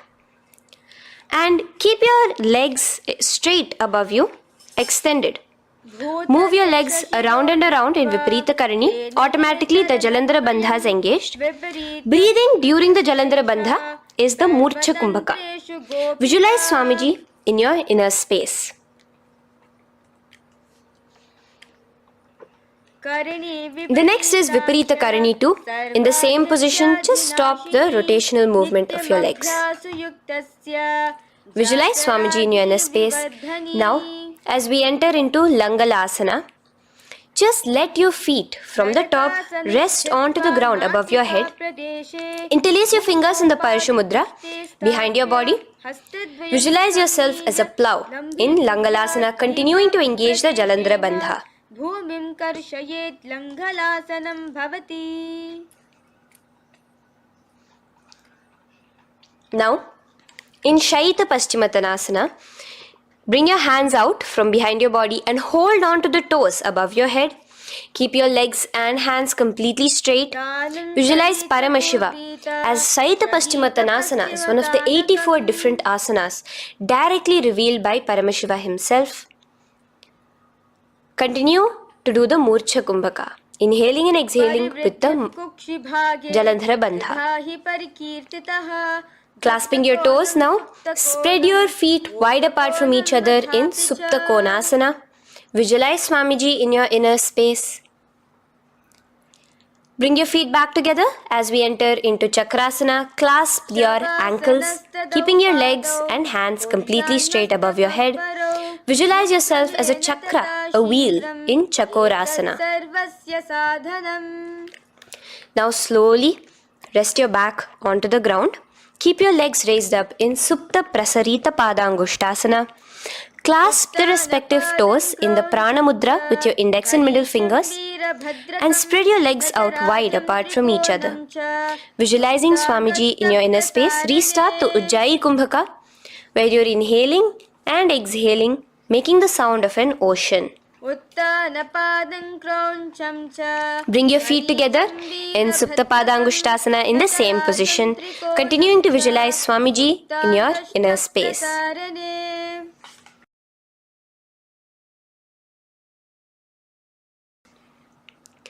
Now, release your feet and bring them into Padmasana. As you lay flat on your back in Matsyasana, hold the opposite elbows over your head, gazing at your nose. Visualize Matsya Avatara, the fish form of Bhagavan Mahavishnu. Now in the same position, put one hand over the other, extended straight above your head. As you visualize Lord Rama in your inner space, continue to gaze at your nose. Now, slowly bring your hands to your hips as we enter into Sarvangasana. Lift your hips and legs up into the sky, crossing your legs in Padmasana. Let your hands support you, your elbows on the floor. Do the Jalandhara Bandha as you gaze at your nose in Sarvangasana. Now, bring your hips back onto the ground in Vrishchikasana. So, in the Padmasana, just remove one foot alone. Keep one foot on the opposite knee as you pull the knee towards your face. Let your hands stretch out above your head, hooking forward as you raise your upper back off the ground, visualizing yourself as a scorpion in Vrishchikasana, gazing at your third eye. Do the Jalandhara Bandha, tucking in your chin to the chest.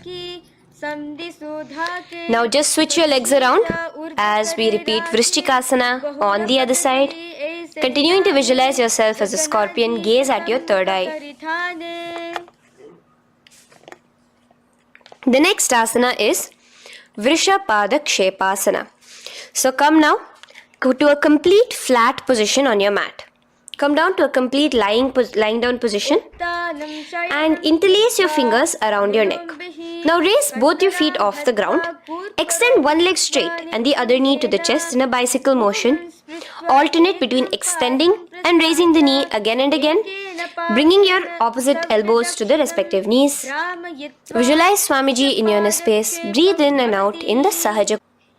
From Vrishapada Kshepasana, now lay flat onto the ground with your hands by your side as we enter into Marottanasana, where you will be lifting your legs one by one, touching the ears with your knees.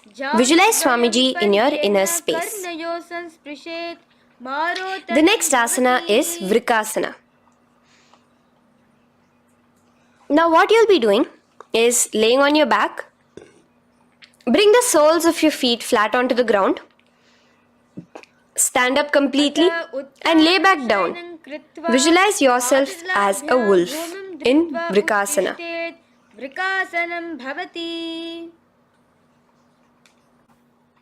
Now come back to a seated position as we enter into Luthasana, where you are going to be quickly throwing your legs above your head as you roll over completely, finishing in a prone position. Do this a couple of times. Come forward, roll over. Come forward and roll over again. Visualize Swamiji, the Supreme Pontiff of Hinduism, in your inner space. Now, take a moment to relax. Lay on your belly with your toes extended in Sarathasana. Keep your hands onto the ground by your shoulders. Now here, contract your lips and make a sound like a flute, whistling while inhaling. Visualize yourself as a ratha, as a chariot carrying warriors into battle for dharma on your back. Now from Sarathasana, let us enter into Dehalyullanghanasana. So place your palms on the ground and bring yourself to a plank position. Jump your leg forward and back between your arms, visualizing Swamiji in your inner space.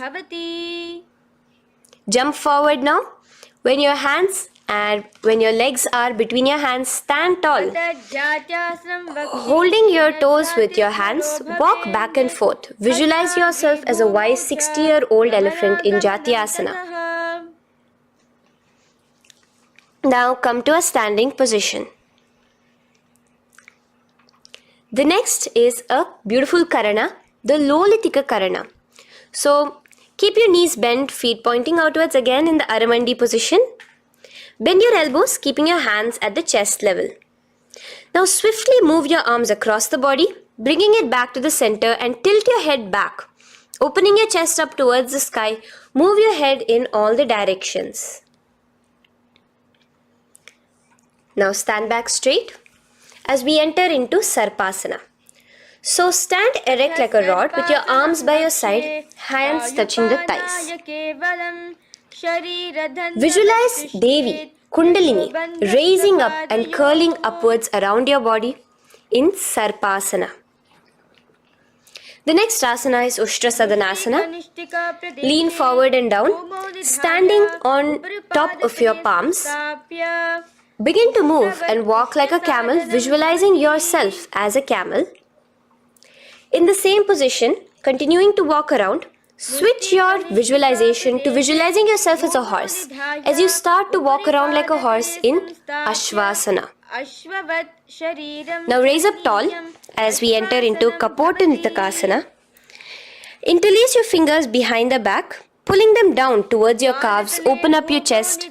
Keep your hands in the Parashamudra. Visualize yourself as a soaring bird diving down in Kapotanitakasana.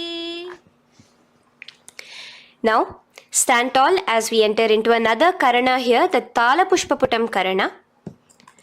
Bring yourself to the Aramandi with your hands in the Namaskara Mudra.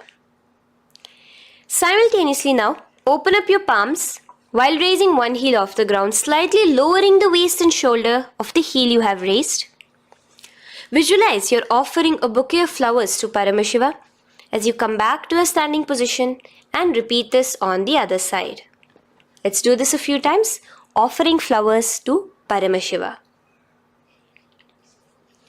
Now, come to a standing position. Stand straight and bring your hands together in the Namaskara Mudra. Slightly lean forward. Visualize yourself as a rhinoceros. Your hand is the horn as you gaze at your nose in Khadgasana. The next asana is Uttanottanam. So come to a standing position and sit down all the way as low as you can to the ground and stand up. Do this again. Sit down, stand up, and again. Sit down, stand up.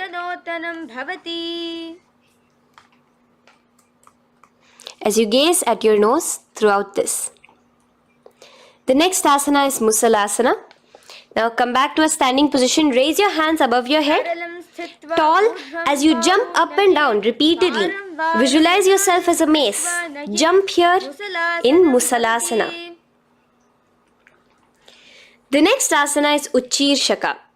So come back to a standing position. Pull the sole of one foot towards your belly. Now with the other leg, sit down and stand up. Release the leg. Pick the other leg up, pull it towards your belly, sit down and stand up in Uchirshaka as you visualize Swamiji in your inner space gazing at your nose. The next is a Karana which we will be entering into, the Pashvajanu Karana. So again, bringing yourself to the Aramandi position, bend and lift one knee towards your chest, pointing the toes downwards. Keep your arm around the knee, holding it with the hand in a fist. Let the other hand hang down on the thigh, wrist twisted, fingers pointing inwards. This is the Pashvajanu Karana. Now slowly release as we enter into Tandavasana. Stretch one leg out straight in front of you as you alternate between sitting and standing. Visualize yourself fiercely dancing as Paramashiva. Raise the foot to the inner thigh of the opposite side. As we enter into Brahmanasana, let your hand be resting by the sides. Keep your standing leg erect like a rod. Visualize yourself being blessed by Lord Brahma. Now, you can bring the left foot around the right knee and rotate it, tucking the left toes on the other side of the right calf. Simultaneously cross your left arm below the right, bring your palms together in the Namaskara Mudra. Visualize yourself as Lord Garuda in Garudasana 3. Now slowly uncross your legs and hands as we enter into Ekapadasana, coming to a standing position. On the right leg, bring your left foot to the opposite thigh with your hands relaxed by the knees. Now take a hold of the raised foot with your hand in the Prana Mudra. Stretch your leg out wide, out to the side, and rotate your body quickly on the standing leg. Visualize yourself as the North Pole star in Dhruvasana. From here now, in the foot which is in your hand, just slowly, once you finish the rotating movement, in Trivikramasana, bring it up towards the back of your neck. Stand as tall as you can and alternate between sitting and standing. Visualize Bhagavan Mahavishnu in your inner space. Now you can take the leg out from behind your neck and stand straight. As we repeat the Parshvajanukarana on the other side, bring your knee up to your chest, clasp your knee in a fist while the other hand comes to the opposite thigh. Hold there for a second and stretch your leg out. In Tandavasana, sit and stand. Visualize yourself fiercely dancing as Paramashiva. Bring the foot to the inner thigh, standing straight like a rod. Get your hands by your sides. Visualize yourself being blessed by Lord Brahma. In Brahmanasana on the other side. Move into Garudasana 3 on the other side as you rotate your leg over, your hand under. Visualize yourself as Lord Garuda. And uncross yourself as we move into Ekapadasana on the other side. Bring your foot to the inner thigh, to the root of the thigh, and stand straight. Clasp your toes, stretch it out as we go into Dhruvasana on the other side. Visualize yourself as a pole star rotating quickly. Come back to a standing position and bring your foot behind your neck. In Trivikramasana, sit and stand. Visualize Vishnu, Bhagavan Mahavishnu in your inner space. Now, stand tall as we do the Samanakha Karana. Stand with your feet close together, toes slightly pointed outwards. Keep both the hands to the side of the body. Take a moment to breathe in and breathe out and relax. Now, slowly relax and from the standing position, slowly bend forward, bringing both your hands underneath your knees. Now once you have squatted down fully, interlace the fingers together in the Parashamudra. Bring that interlaced fingers in front of your navel. In Ghorakanjali Asana, visualize the great sage Goraknatha, the founder of the Natha Yoga Hindu Sampradaya. As you do the Jiva Chala Kumbhaka, engage the Moola Bandha. The next asana is Kanchyasana. So now just slowly unwind your hands from each other, from your navel, and now bring your hands from the opposite side inwards underneath your calves and wrap your hands around your back. Hold them together in the Parashamudra. Keep your body, your upper body upright, visualizing the Supreme Pontiff of Hinduism in your inner space. The next is Bhairu Asana. So slowly unclench your hands and bring them out from underneath your legs. Keep your feet and knees together and in a squatting position, bring your hands behind your back, clasping them together, remaining in the Parashamudra. As you gaze at your navel center, visualize Bhagavan Kala Bhairava, the Lord of Time, in your inner space. The next asana is Varahasana. Now to gain your balance, you can lightly spread your legs apart and bring your hands to the back of behind you in the Anjali Mudra, palms together. Visualize a boar, one of the 10 incarnations, the Varaha Avatara of Mahavishnu, gazing at your nose. Now slowly relax, bring your hands out from behind you as we move into Pripithasana. With your hands in the Prana Mudra, with your index and middle fingers, clasp the respective big toes and come to a half squatting position where your hips are at your knee level. Visualize Swamiji in your inner space as you do this asana, Pripithasana. Slowly let go of your feet and place your palms flat on the ground in front of you with the fingers wide for balance. We're going to be balancing here in Bakasana. Place your knees on the back of your arms. Focus your eyes on one spot as you raise your feet off the ground, balancing here. Visualize yourself as a crow. The next asana is Shushtanga Kapali Asana. So now come to a kneeling position. So from there itself, you can directly put your head onto the ground, or else come to a kneeling position and place your head onto the ground. Palms spread for support. Raise your body onto your head, bringing your legs into the Padmasana. Gaze at your nose. Visualize Swamiji himself in your inner space. Come down now. Uncrossing your legs as you come down. Sit onto your knees, keeping the toes flat. Now, let your heels come outside of the hips. Keep your hands on your knees. In Guptasana, sit straight. Keep your gaze on your nose. Visualize you're sitting in the sacred secret seat with Paramashiva and your Guru, Swamiji himself. Now we are going to be kicking up into a handstand. So get ready. Place your palms on the ground, fingers wide for support. Do take support of a wall if you need it. And lift your body up straight above your hands. Visualize you are a tree in Vrikshasana 2 with deep roots into the ground. Breathe in and breathe out slowly. In the same position as we move into Shibhu Asana, switch your gaze to the third eye. Hold it there for a few seconds. And relax. Bring your feet back to the ground. Now lay flat onto the ground in a plank position. And slowly lower your body towards the ground and push yourself up again. In Matsyasana 2, go down and come up, visualizing yourself as a fish. The next asana is Sarpasana 2. So here you're going to lay prone, completely flat now. You can lower yourself to the ground. Bring your hands to the hips.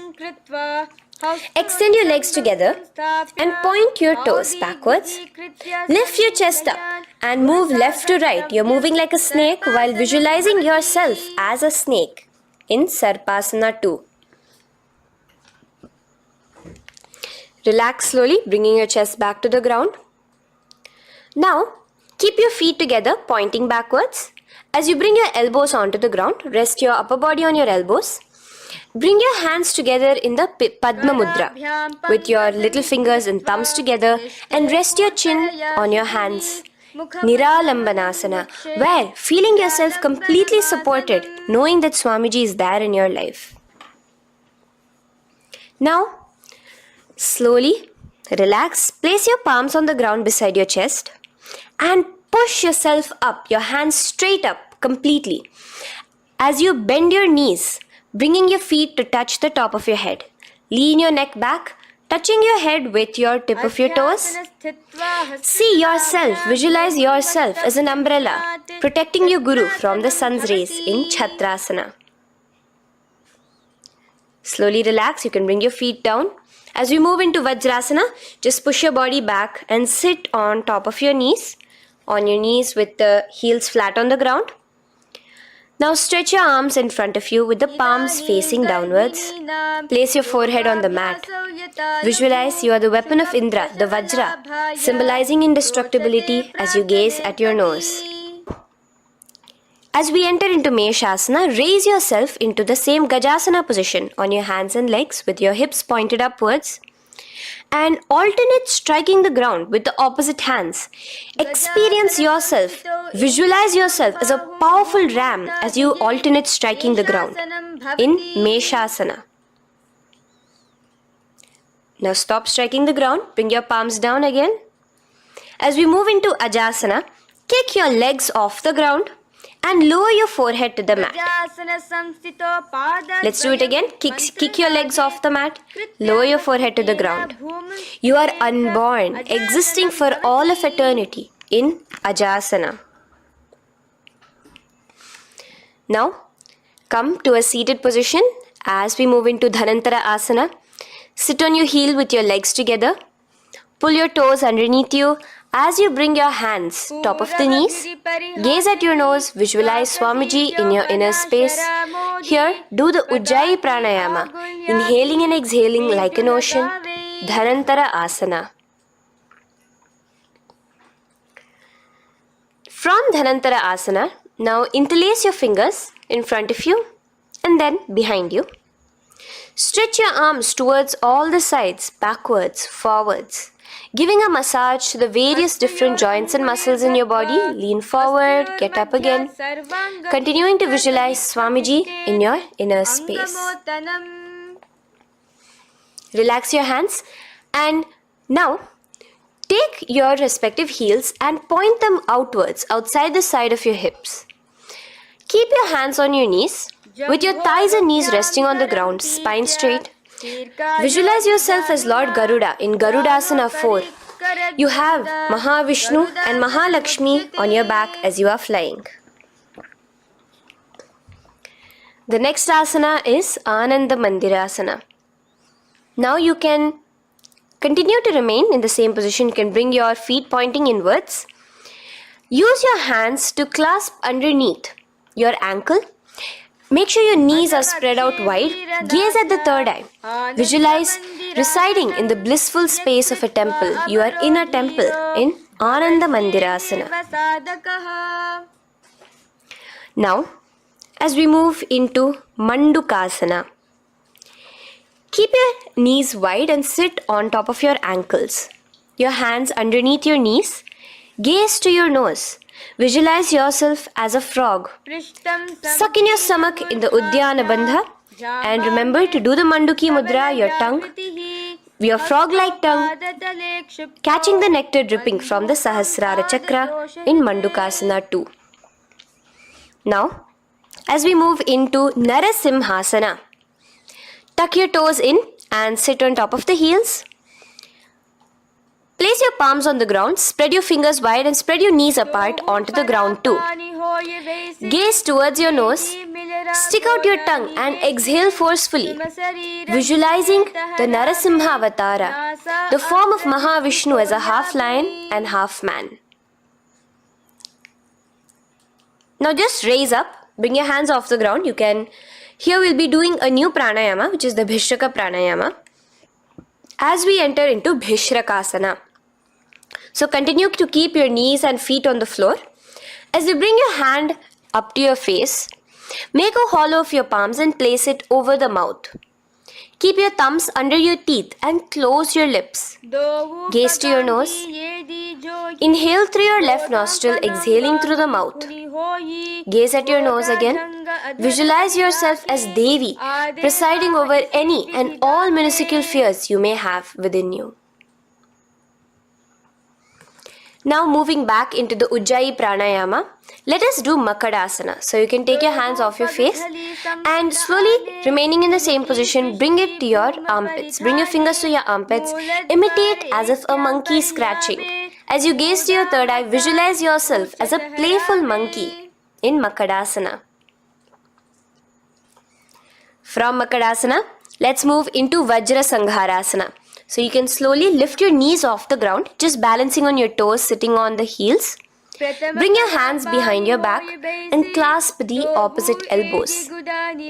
Gaze to your nose, embody a diamond. Visualize yourself as a diamond-like strength for yourself and your Sangha.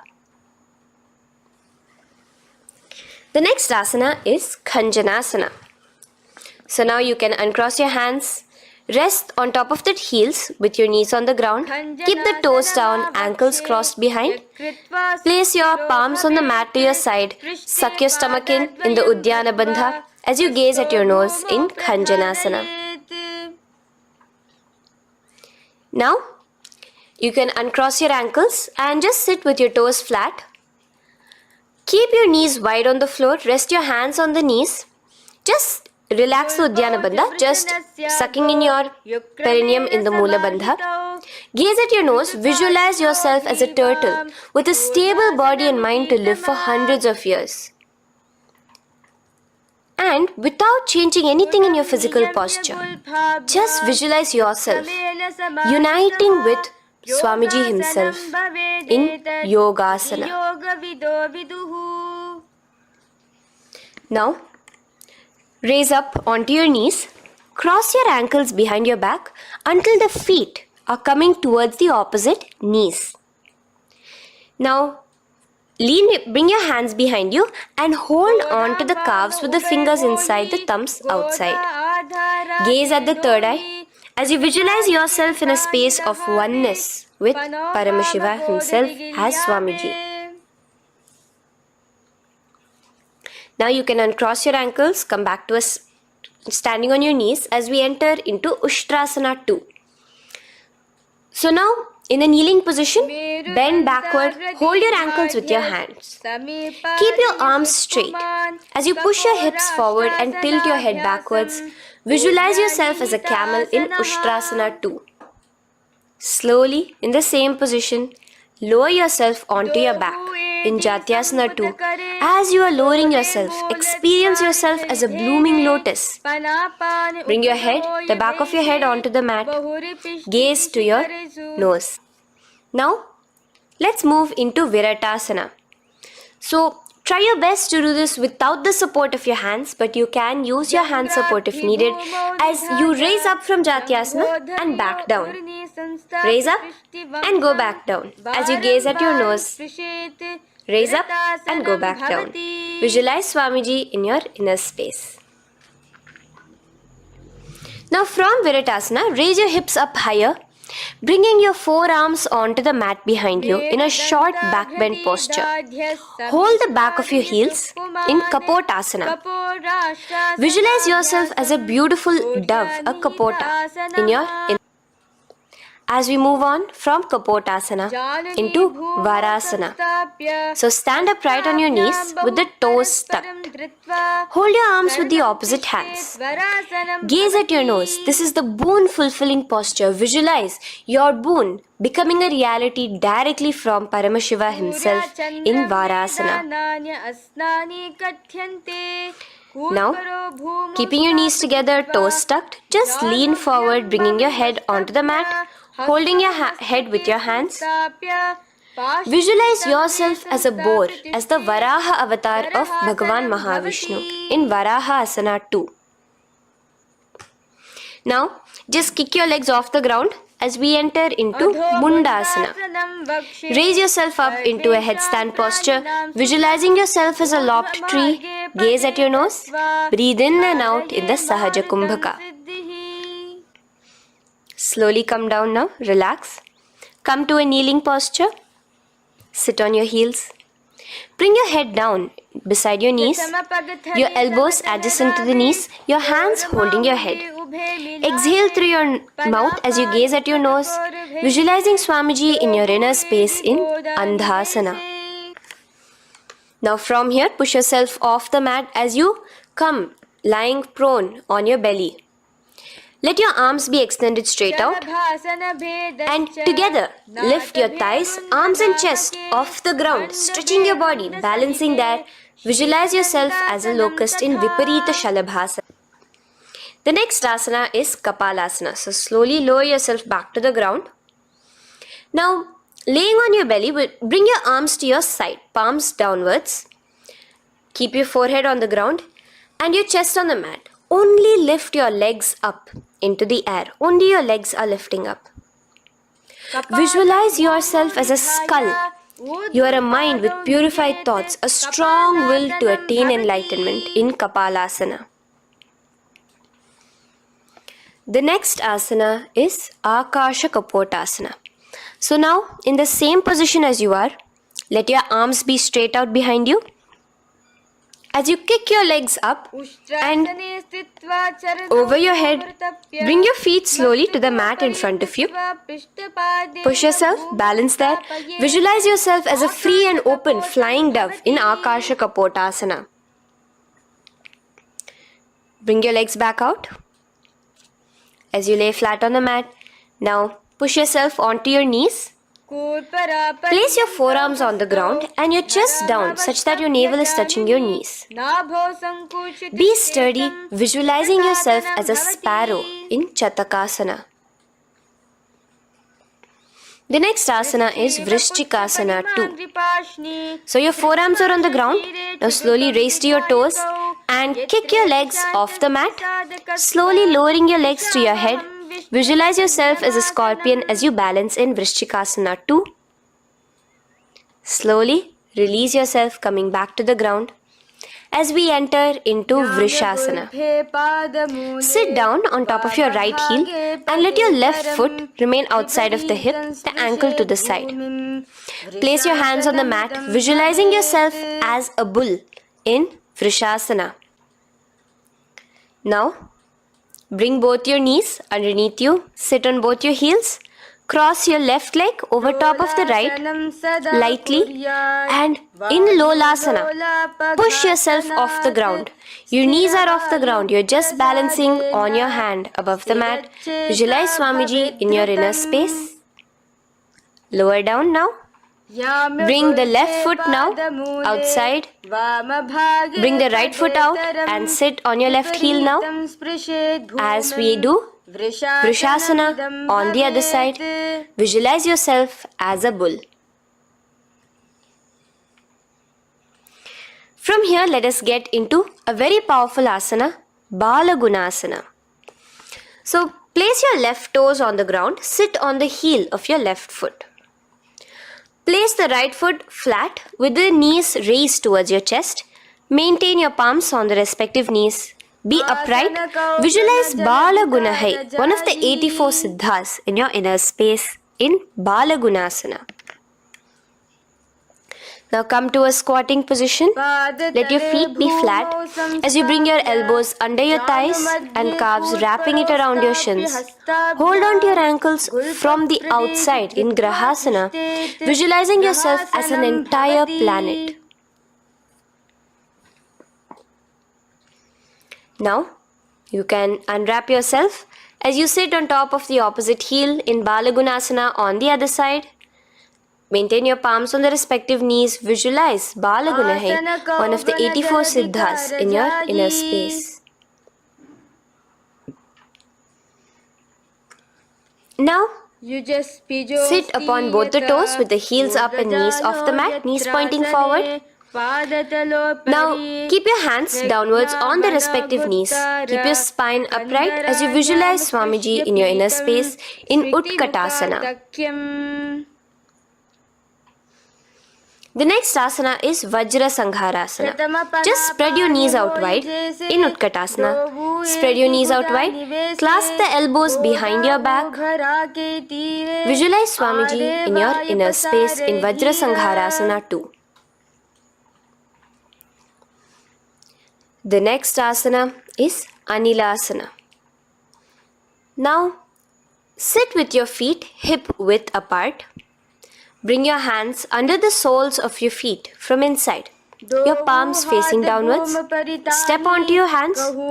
Keep your arms straight, elbows together at the navel. Gaze to your nose.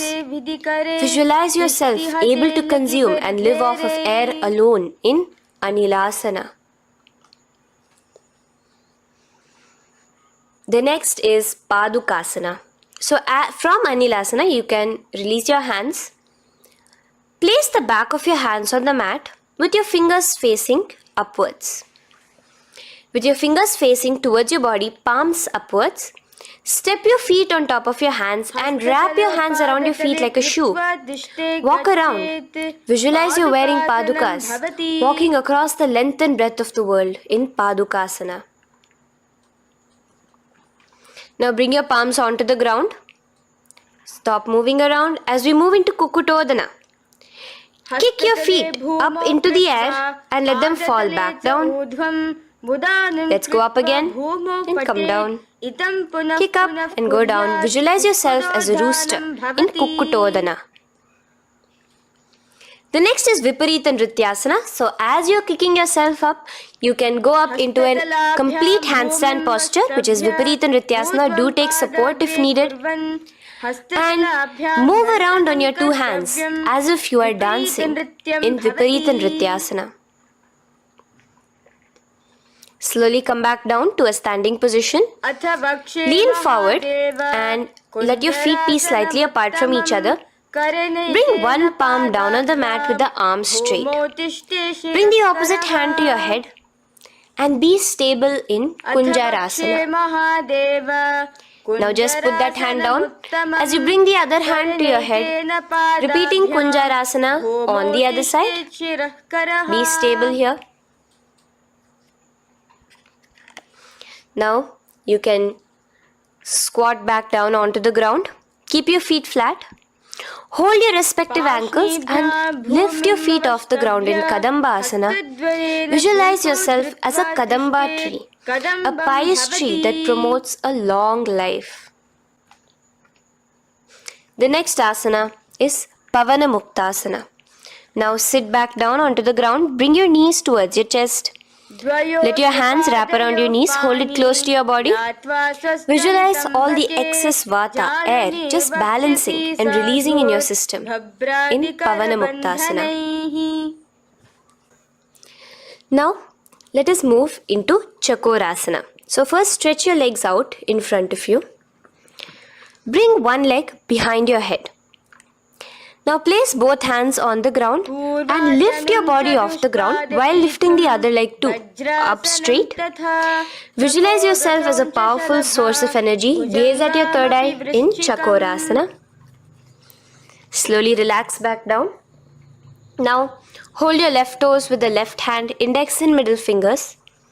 Pull the foot to the left ear. We are entering into Dhanurasana 2. Extend your right leg out, keeping straight. Hold the big toe with your right hand. Visualize yourself as a bow in Dhanurasana 2. The next is Ashtavakrasana.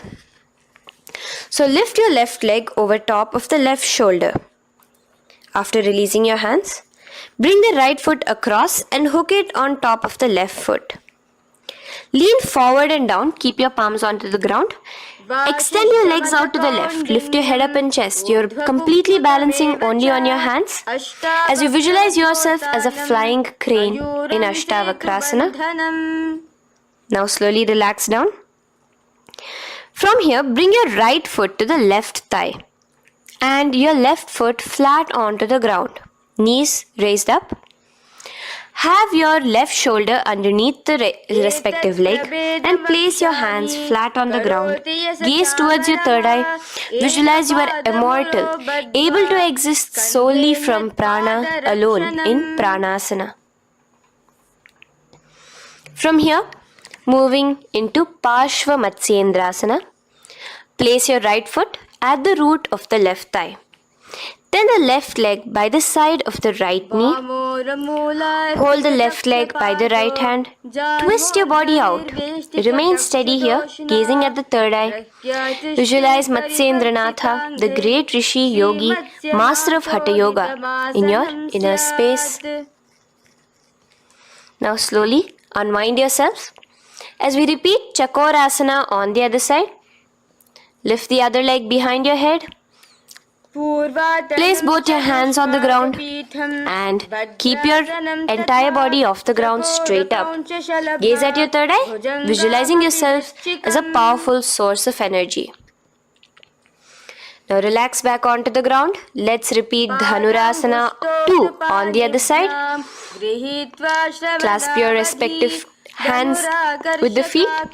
Pull one foot back, the other foot extended forward. Visualizing yourself as a bow. Release your feet as you cross them over each other, over top the shoulder in Ashtavakrasana on the other side. Raise off the ground. Visualize yourself as a flying crane. The next asana, We'll be repeating Pranasana on the other side. Bring the right foot to the left thigh.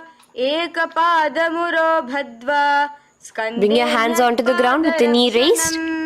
Gaze at your third eye, visualizing yourself able to live off just prana, just air alone.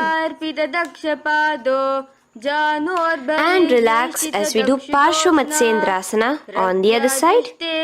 Twist yourself, visualizing Matsyendranatha, gaze towards your third eye. And from there, let us enter into Ardha Paschimottanasana. Keep one leg straight and press your perineum with the other heel. Bring your chest forward and down. Hold your toes and feet and bring your head towards your knees. Here in Ardha Paschimottanasana, visualize Swamiji in your inner space. Now raise up, and the foot which was at the inner thigh, now rotate it outside of the hip. Now hold the sole of your other foot and lift your leg up towards your forehead. Try to bring your knee to your forehead as you keep your knee straight. Gaze to the nose in Crouchasana. Visualize yourself as a crane. Now slowly relax down your leg. Now the leg which is now straight, you can bring it to the inner thigh as you straighten out the other leg. As we repeat, Ardha Paschimottanasana on the other side. Lean forward and down, clasping your foot. Bring your forehead to your knee. Visualize Swamiji in your inner space. Slowly raise up. Place your right ankle outside of the hip now. Hold the sole of the left foot, lifting the leg up towards your forehead. Stretch yourself there. Gaze at the tip of your nose. Visualize yourself as a crane in Crouchasana on the other side. Now from here, bring the soles between the thighs and calves. So once you have relaxed yourself, bring your soles between the thighs and calves. Keep your spine straight. Palms resting on your knees. Visualize a swastika, embodying peace, well-being, good fortune and prosperity as you gaze at your nose in Swastikasana. Now without changing anything about your position, just take your hands alone. Cover the respective heels with your hands in Gorakshasana as you tuck your chin to your chest in Jalandhara Bandha. Gaze at your nose. Visualize the great Rishi Gorakhnatha, the founder of the Natha Yoga Hindu order. Now release the Jalandhara Bandha. Continue to keep the Mula Bandha engaged throughout the whole sequence. As you raise one foot to the opposite thigh, bring your hands to your face in the Shanmukhi Mudra, closing your eyes with your index finger, nose with the middle finger, ears with the thumbs. Gaze at your third eye as you meditate on Swamiji himself, the Supreme Pontiff of Hinduism. Now release the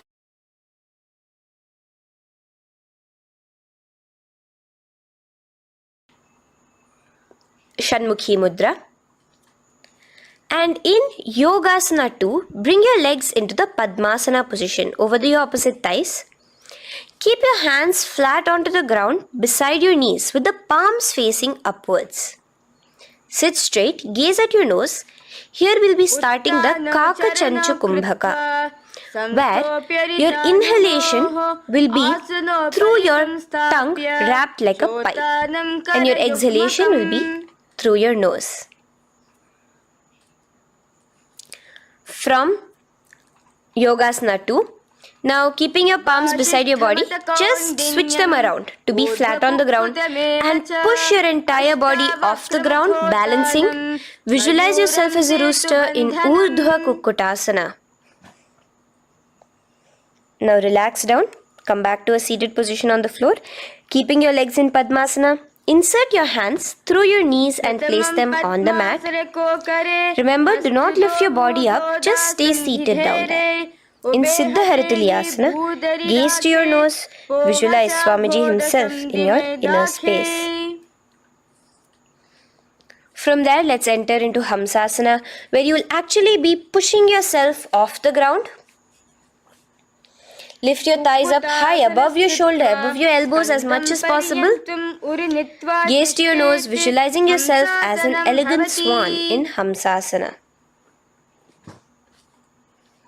Now release yourself. Now, do not take your hands out from between your thighs and calves. Just go onto your knees and reach your hands behind your body with your fingers interlaced in the Parashamudra. Bring your forehead to the floor as you gaze at your nose. Visualize yourself as Lord Paramashiva's bow in Karmukasana. Now, slowly come back to the seated position as we move into Kurmasana 2. Keeping your hands in between your thighs and calves, bend your elbows and hold your respective shoulders with your hands. Visualize yourself as a turtle, a stable body and mind to live for hundreds of years. Now in the same position, just engage the Jalandhara Bandha, tucking your chin to your chest as we move into Granthi Bhedasana, gazing at your nose. Rejoice, knowing you are in Paramashiva's secret knot posture. And from there, release the Jalandhara Bandha as you roll onto your back. Keep your hands on the shoulders, laying flat on your back. As you visualize yourself as a turtle on its back, playful, gaze at your nose in Uttana Kurmasana. Now rock yourself back to a seated position as we do Pangu Kukkutasana. Now it's the same as your hands between your thighs and the calves, except you will be placing one hand flat on the mat. Hold the wrist with the other hand. Lift your body up and holding only on one hand. Visualize yourself as a rooster in Pangu Kukkutasana. Now release back to the ground. Hold. Let's do Pangu Kukkutasana on the other side.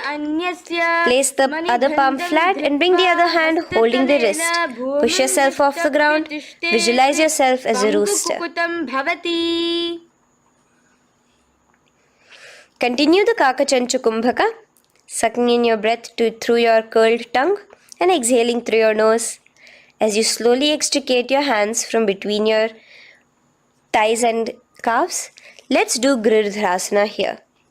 So now, interlace your fingers in the Parashamudra as you place your elbows on the feet, remaining your legs in Padmasana.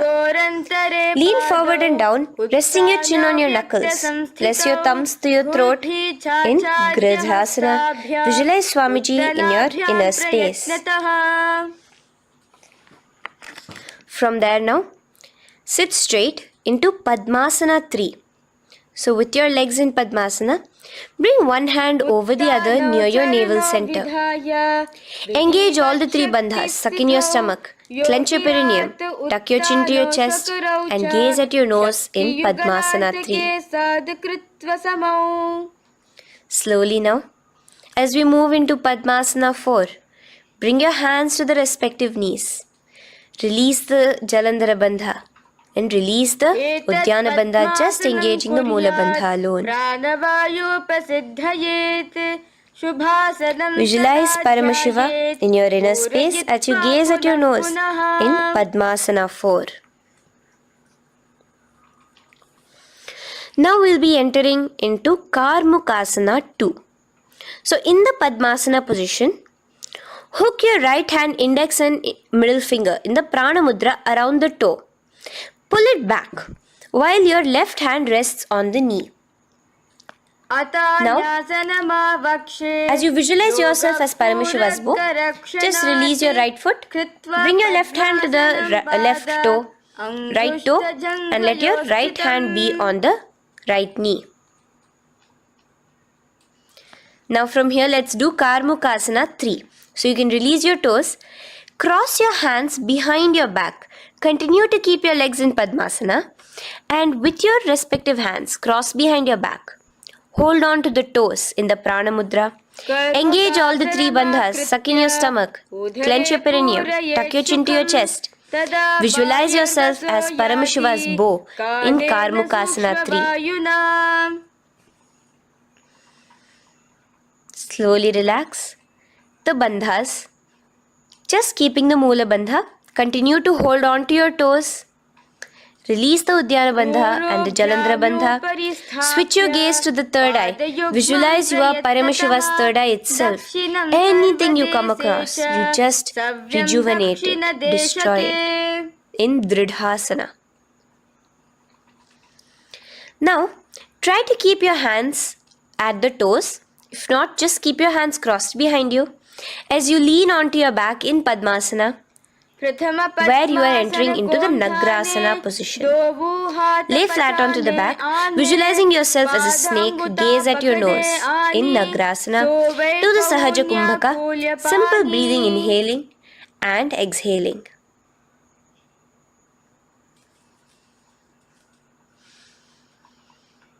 Now bring your knees to your chest. Let your hands wrap around your knees. Slowly uncross your Padmasana and bring your knees to your chest. Bring your hands to the Parashamudra, the fingers interlocked on top of your knees. As you pull your chin up to your knees, visualize yourself as a ball in Kandukasana. Now relax. Bring your feet onto the ground, the knees pointed upwards in Urdhva Pavanasana. As you interlace your fingers, bring the interlaced fingers behind your head. Laying down, gaze at your nose in Urdhva Pavanasana. The next asana is Marakata Pithasana. Now, from behind your head, take your hands out and clasp onto your feet. Just step lightly onto your palms. As you push your hips up into the sky, automatically engaging the Jalandhara Bandha. Visualize yourself as a powerful alpha ape in Marakata Pithasana. In the same position now, bring your hands to your hips as we enter into Uttanashiki Pitakasana. Let your weight rest on your elbows as you stretch your legs out straight. Gaze at the nose. Visualize Swamiji in your inner space. From there, continuing to rest on your elbows, kick your feet up high into the sky in Narakasana. Stretch your palms out behind you, flat on the ground. Balance there. Visualize yourself blissfully traveling through hell unscathed in Narakasana. Bring your hands to your hips now as we move into Tiryanaukasana. Angling your legs down at an angle, visualize yourself as a boat crossing the ocean of samsara in Tiryanaukasana. Now from there, come back straight as we enter into Dhwajasana. Keep your legs up high above your body, your hands stretched out down behind you. As you push yourself up, visualize where Kailasa's flag respected across all nations in Dhwajasana. Hold there for a few seconds and relax now. Flat onto the ground, palms slightly away from your body. Do not move at all in Mritasana. Your body is dead. Visualize that. Visualize the Supreme Pontiff of Hinduism liberating you. Let your awareness travel to all the parts of your body in the Shakti Chalan Mudra as we do Mritasana.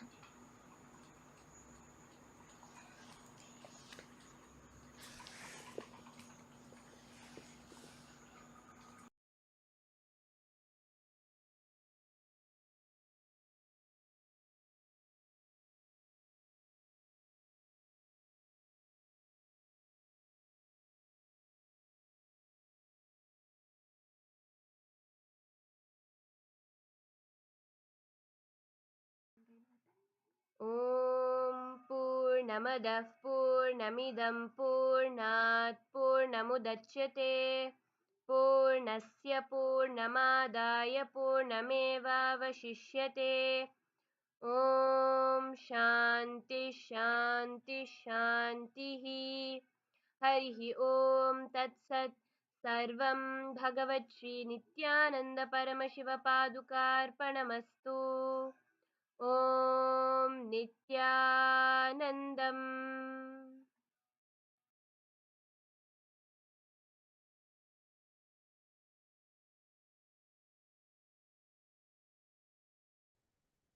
Nityanandam Paramasukadam Kevalam Jnanamurtim Dvandvatītam Gaganasadrisham Tattvamasya Ekam Nityam Vimalamachalam Sarvati Sakshibhutam Bhavatītam Tribunarahitam Sadgurum Tam Namami. Nityanandam, Nityanandam to all the participants, viewers that are here sitting with us. Welcome. I hope all of you had a great time doing the yoga. How was yoga for all of you? Can I please request you all to share? How was the whole yoga experience for all of you?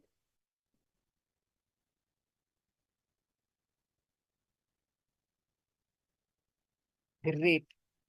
Wonderful to see so many of you here.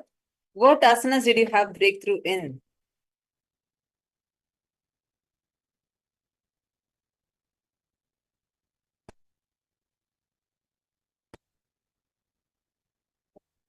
Which all asanas did you have breakthrough in?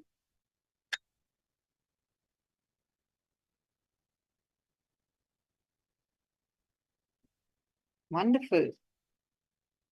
Can I request everyone to please come on camera? See now, in this intense space that you are in right now, so as soon as the yoga is done, that space that you are, you're actually ready to manifest powers because the Nityananda Yoga, the Dvitiya Vinyasa Krama that all of us just did, where you do 308 asanas, your whole body, the breathing pattern, your body alignment, and how your whole being is in connecting in oneness with the cosmos, connecting to Swamiji, intensifies like anything. And that is why you will actually observe how right now you just sit and connect with Swamiji and do the power manifestation. You will definitely have breakthrough in power manifestation. Can I please request all the participants to kindly come and settle down? Today, we are all going to be blessed with the darshan of Bhagavan Lingodbhava Murthy, a very powerful form of Paramashiva, to give us all that conscious supremacy, superconscious supremacy inside all of us. We're going to understand what this means, what is conscious sovereignty, how to experience the paratva of Paramashiva manifesting through us. Now let us enter into the power manifestation. Now, this power of seeing through the third eye is referenced in various scriptures.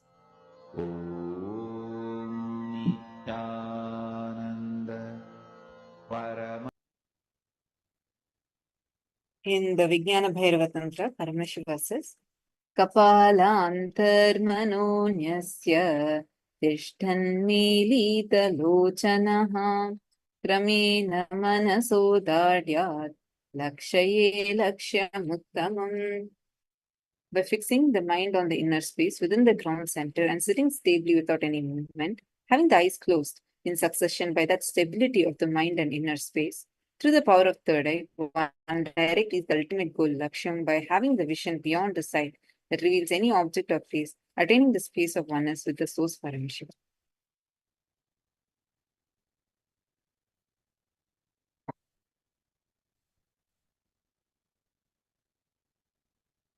This is also referenced in the Bhagavad Gita, 11th chapter, where just before Krishna gives the Vishwarupa darshan to Arjuna, he says, Natu mam shakyase drashtum anenaiva svachakshusha divyam dadami te chakshu pashyam me yogamaishwaram. He says, you cannot see my cosmic form with these physical eyes of yours. Therefore, I grant you the divine third eye vision. Behold my cosmic opulence. This is the very power that all of us are going to be manifesting today. And we all know how when Swamiji was 12 years old, Swamiji had the very first enlightenment experience, a Satori experience of having the 360-degree vision. And Swamiji himself says so beautifully. First experience was I was able to see everything around me, above me, the whole 360-degree, 10 directions, below me, everything. I realized not only I was able to see, I was able to feel, experience. I felt that the skin of the stone on which I was sitting and the skin of this body both carry me equally. In both, I exist equally. The air, the breeze, the setting sun, the rising moon, the whole Arunachala hill, all the plants, bush, shrubs, trees, everything just becomes so alive. The idea that something is inside and something is outside is completely lost. First, I was able to see all 10 directions at 360 degrees. The next moment itself, I realized not only am I able to see, I'm able to experience all of that as me. This powerful experience that Swamiji had is what Swamiji has given as an initiation to all of us. Now we are going to be taking a few minutes. I request all of you to kindly tie your eyes with an eye band, and we are going to be entering into the power manifestation itself. So I'm going to be showing an image to all of you, and I request all of you to please tie your eyes with an eye band. You're going to be seeing through your third eye. Just connect with Swamiji, and whatever is coming inside of you, you're going to start verbalizing that. Please tie your eyes. Now, in this round, I'm going to be projecting a number for all of us to see. And don't just see the number, also see the color, see if there's any design or anything. Okay? Please tie your eyes. Right. 3, 2, 1. Stop. Nityananda Paramashivoham Om Nityananda Paramashivoham Om Nityananda Paramashivoham Om Nityananda Paramashivoham Om Nityananda Paramashivoham Om Nityananda Paramashivoham Om Nityananda Paramashivoham Om Nityananda Paramashivoham Om Nityananda Paramashivoham Om Nityananda Paramashivoham Om Nityananda Paramashivoham Om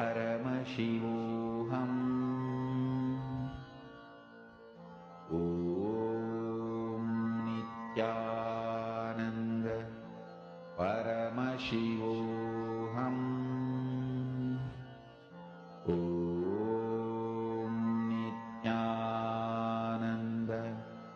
Paramashivoham Om Nityananda Paramashivoham Om Nityananda Paramashivoham Om Nityananda Paramashivoham Om Nityananda Paramashivoham Om Nityananda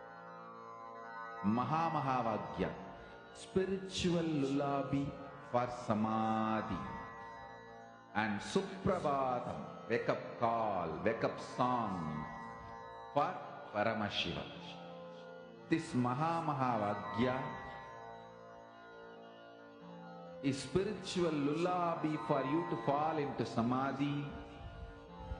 Suprabhatam, wake up song for Paramashiva to wake up in you. Just remember this one powerful cognition. This Mahamantra puts me in samadhi. This is spiritual lullaby for samadhi. And Suprabhatam, wake up song for Paramashiva in me. For Paramashiva to manifest. With this one spiritual powerful cognition, chant this Mahamantra.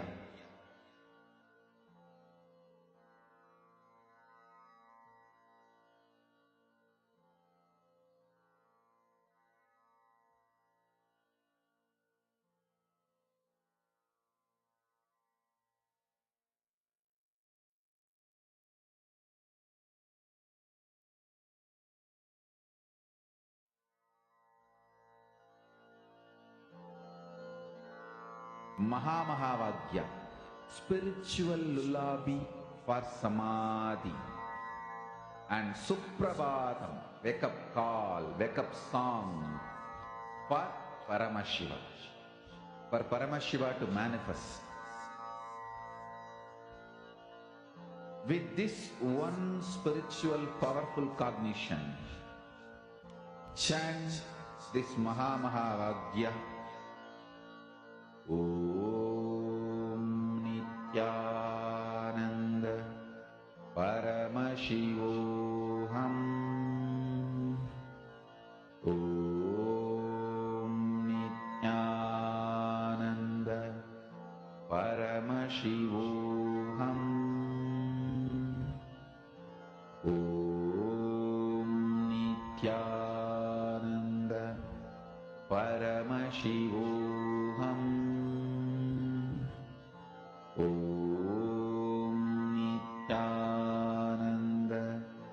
Paramashivoham.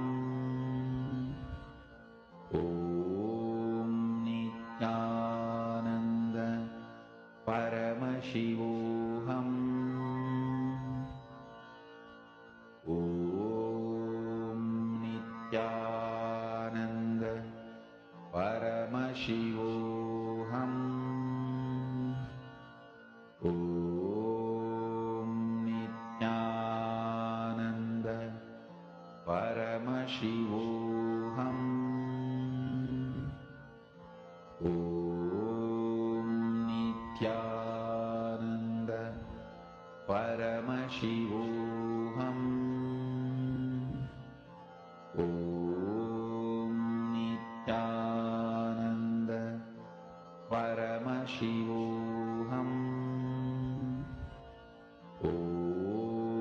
Nityananda Paramashivoham. Om Nityananda Paramashivoham. Om Nityananda Paramashivoham. Om Nityananda Paramashivoham. Om Nityananda Paramashivoham.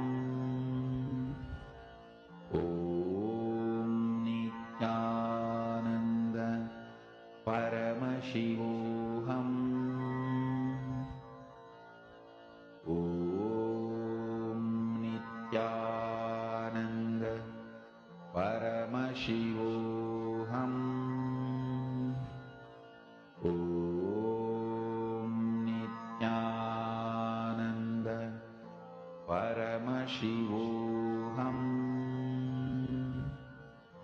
Om Nityananda Paramashivoham. Om Nityananda Paramashivoham. Om Nityananda Paramashivoham. Om Nityananda Paramashivoham.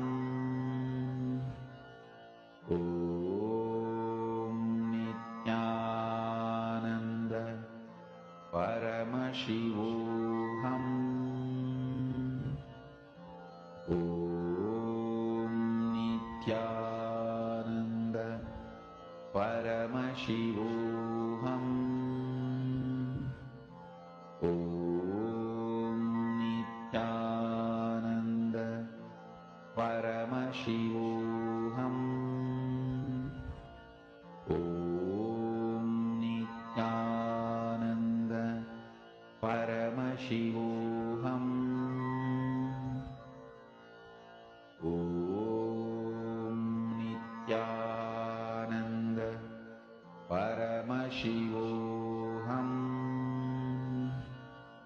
Om Nityananda Paramashivoham. Om Nityananda Paramashivoham. Om Nityananda Paramashivoham. Om Nityananda Paramashivoham. Om Nityananda Paramashivoham. Om Nityananda Paramashivoham. Om Nityananda Paramashivoham. Om Nityananda Paramashivoham. Om Nityananda. Please relax. I request each of you to share all the different, whatever appeared to you right now in the third eye. Please detail it out. Please post it in the chat.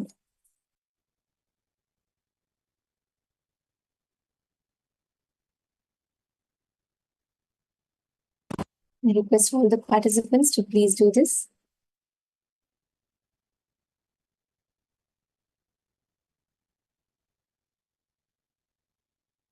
Describe the colors, the shape, the numbers, the letters, or picture, everything that you saw through the third eye. Please describe that in the chat.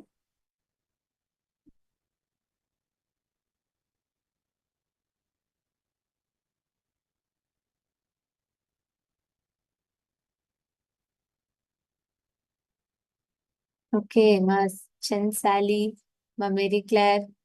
Okay, some of you have seen numbers, all right, very interesting. Okay, so shall we verify the answers? I see different messages. All right, actually, for those of you that have seen numbers, you have all gotten it very close, because this time we did not project any other random image, but we had projected a number for all of you to see. It was number 8 in pink color. And Ma Krista, you saw number 5 in pink color, which is still very close. Like it's the description wise, it's matching. And you all can see here. Actually, this power, right? The power of seeing through the third eye every single day we manifest it, because each time when you manifest, you're tuning yourself into that space to prepare yourself to receive the initiation and all the things that Swamiji is going to be revealing to us through the day. Your inner space is literally preparing to receive all of them. So hope all of you manifest it. Keep doing it through the day. And now we're all going to be entering into the first session for the day. And we'll be understanding about Asampragnata Samadhi. What is Asampragnata Samadhi and what does it mean to go beyond the form? Let us listen to the revelations now.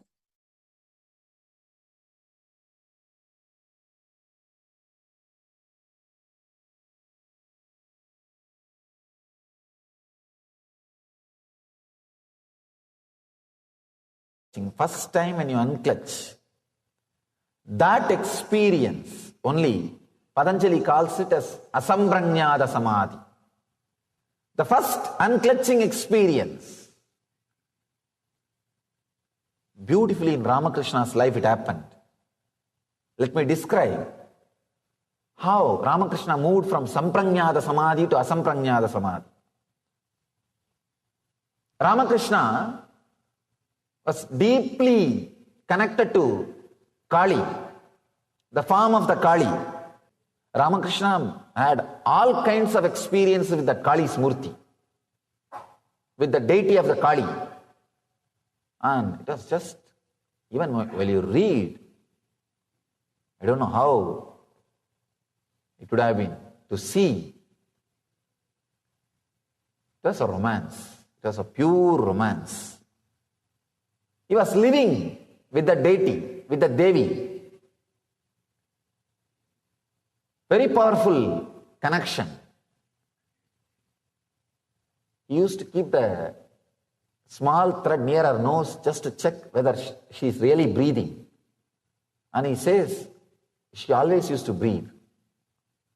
And he always saw that thread waving. The thread will be moving with that air, with the prana, with that breathing. Not only this, so many things. So many things.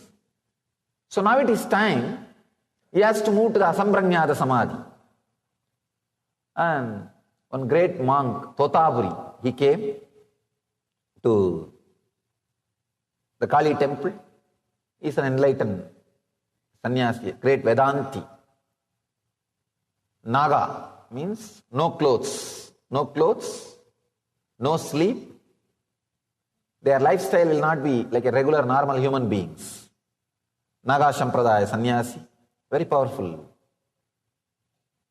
lifestyle. He comes and initiates Ramakrishna. He says, now it is time for you to experience the next level of samadhi, beyond form. Come on, you need to have that unclutching, the cessation of the mind. This guy says, wait, I'll go and ask my mother's permission. I'll run. He ran. When Ramakrishna came back, he said, yes, my mother told me, I can go for this practice. You can teach me. Totaburi asked, you said you want to take permission from your mother, but you went inside the temple? Ramakrishna says, yes, that is what I meant. She's my mother. I am living with Kali. I asked her now. She said, please take it. Then Totaburi started laughing. Oh God. Totaburi could not understand. Ramakrishna is living with Kali. And he said, all right, I don't want to disturb his faith. It's okay. Let him experience the next level, samadhi. Then he initiates. He says, now concentrate on the Ajna Chakra and unclutch completely from all your thoughts. Ramakrishna says, I am able to unclutch from all the thoughts, but I am not able to unclutch from Kali's form. I am not able to unclutch from Kali's form. He says, I am stuck. The moment I see her, even the idea to unclutch disappears from me. I am just completely drowned. Totaburi says, no, you have to go beyond. Then Kali, she herself appears and says, my son, don't bother. Cut my form with this sword. He says, she gives her own sword. She says, think this as a sword of knowledge and cut my form. You will go beyond my form. Understand? Not being caught in the form is one of the ultimate experience. This has to be understood very beautifully. See, when you lost all other attachments except this form, then you can cut this form and go beyond the form.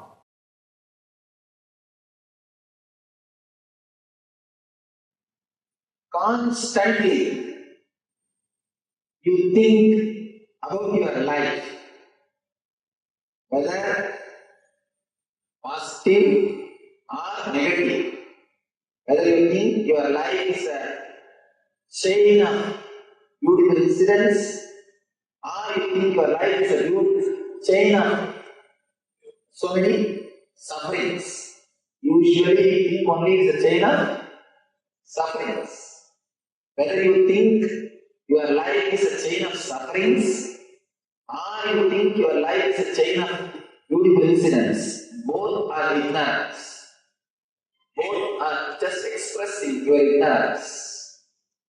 Be very clear, your life is not a chain as you think. Every moment is individual, separate, independent moment.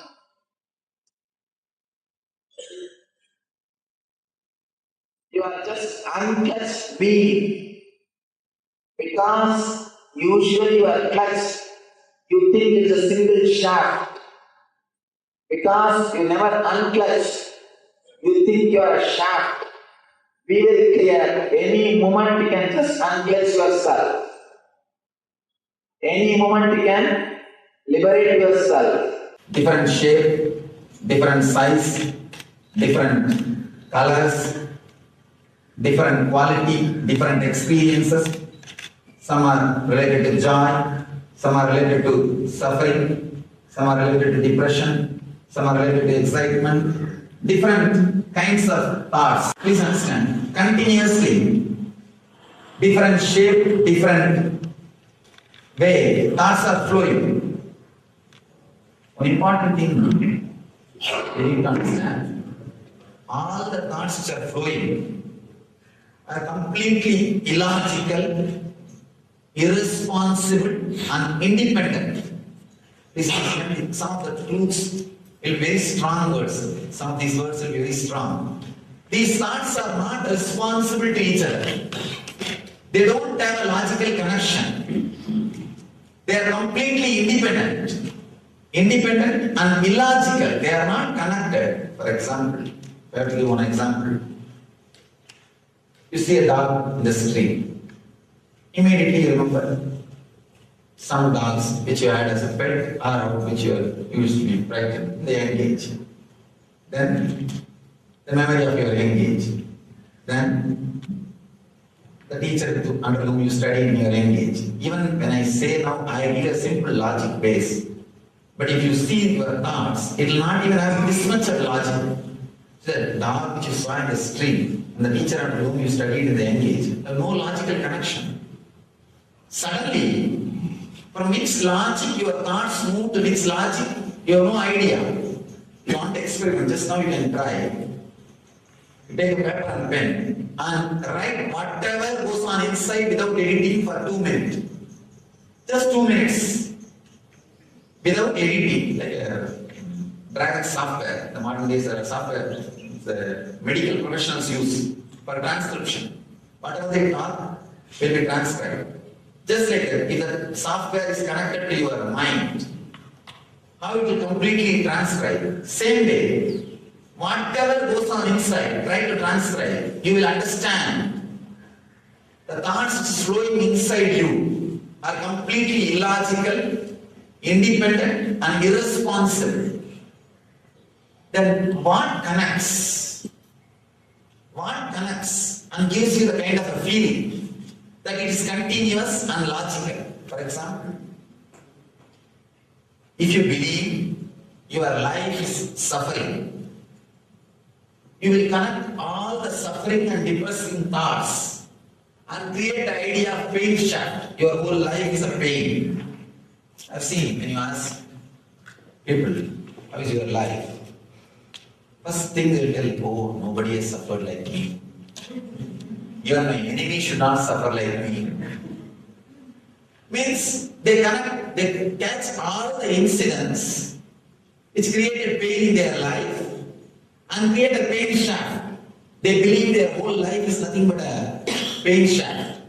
Very rarely, when you are in a high mood, exciting mood, or when you are really in love with somebody or some object or with a life, you feel your whole life is a joy. At those moments you connect joyful moments, the exciting thoughts, and create joy shaft. Life is a joy. The idea that life is a joy. Sometimes you create the idea life is a pain. See, what you believe. If you believe life is a pain, you will create an idea of pain shaft. If you believe life is a joy, you will create an idea life is a joy shaft. The depression which happened in us 10 years ago, the depression we experienced 8 years ago, the depression we experienced 4 years ago, the depression we experienced yesterday are independent incidents, our responses to independent incidents in our life, independent experiences. But when you connect all of them and see them together, you say, my whole life is depression. Please understand this simple technique of unclutching. What I mean by the word unclutching. When you sit, naturally there will be some thoughts. When the thoughts come, usually your mind will tend to connect it, identify it with some past pain or joy.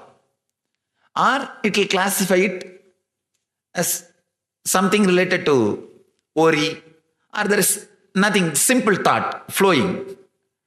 It will try to connect or classify. It will try to clutch with some of your past experience and identify. Now, just for a few moments, try this simple experiment. Any thought comes, do not clutch it with your past experience. Do not clutch it with your past suffering or joy. When words come out of your being, instead of giving meaning to it, just see the source of the sound. See, sounds are raising your inner space. The moment you give meaning, you become materialistic. If you look the source, you go towards the freedom. Just see for a few moments. Just try for a few moments, anything rises in you, try to unclutch. Without clutching and connecting and creating a shaft, you may say, no, it is very difficult. This is also one more thought. The difficulty which you experienced 10 years ago, the difficulty which you experienced 9 years ago, the difficulty which you experienced yesterday are independent difficulties. Why should you connect all those difficulties and create an idea, this is difficult?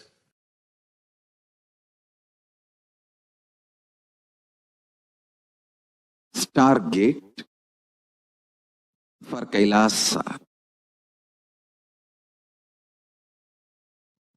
is open.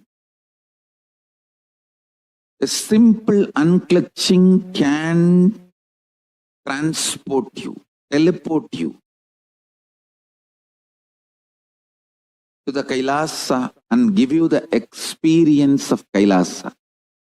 Unclutching, completion,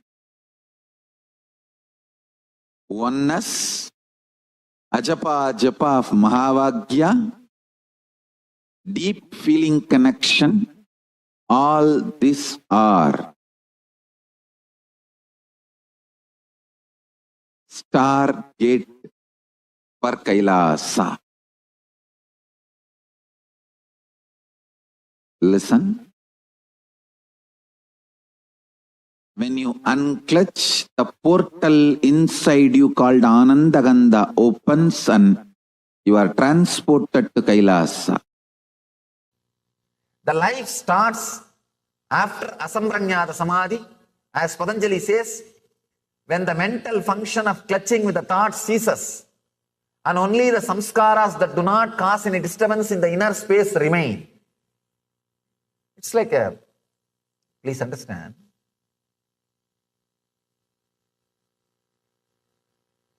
one guy, a great speaker, after his lecture was over, he rang up to his wife. Wife was asking, how was the lecture? This guy said, which lecture? Wife asked, no, you gave only one lecture. I'm asking, how was that lecture? He said, no, 3. One which I prepared, one which I gave, one which I was thinking I should have given.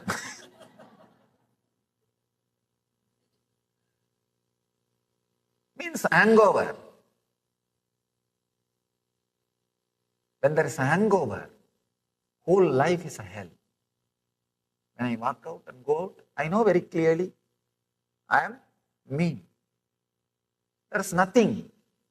I never think back or think I should have told this. I think I forgot to tell this. I should have presented in that way. No, nothing is there.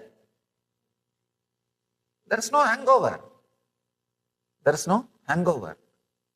What ecstasy to live with a mind and body which does not have hangover. Only then life starts.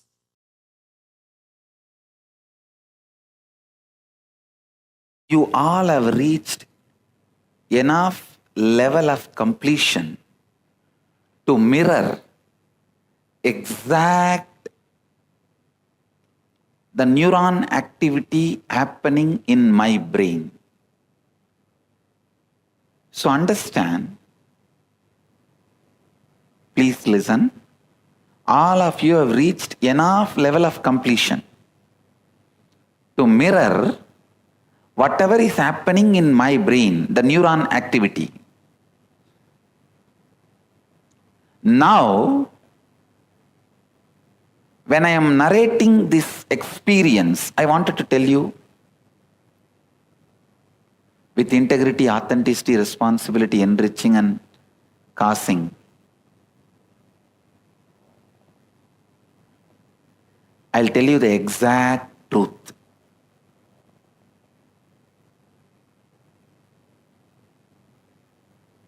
As it happened, authentically.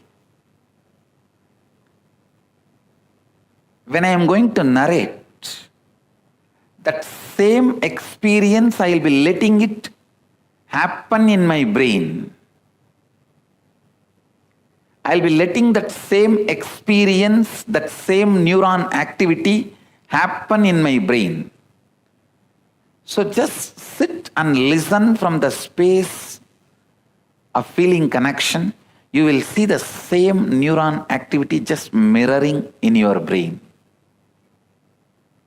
Understand? All of you are clear? Please listen. It was around the age of 11 and a half, before my enlightenment experience. Maybe 11.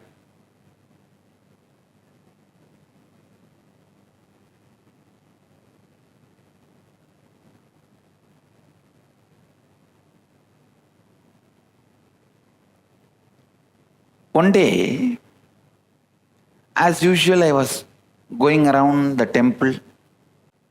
So one day,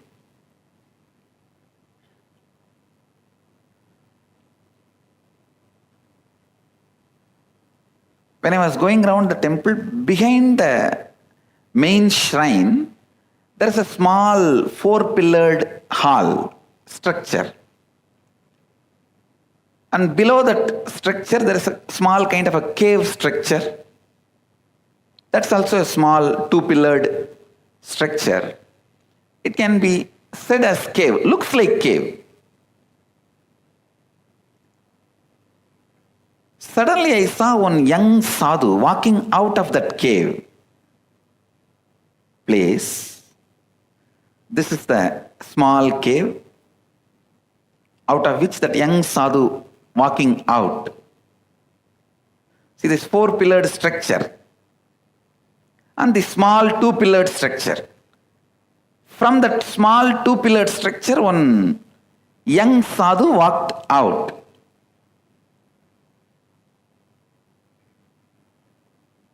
I used to think it was a cave because of the darkness inside. Young sadhu walked out. If I were to describe his beauty and grace, young, well-built, long hair with the sacred ash on the face and kumkum and rudraksha, only one dhoti in the hip and only one towel on the shoulder, bare chest, whole body was literally shining. Shining means really shining.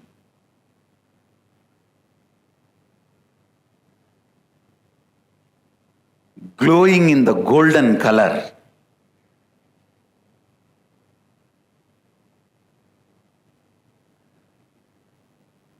Maybe I can equate this photograph.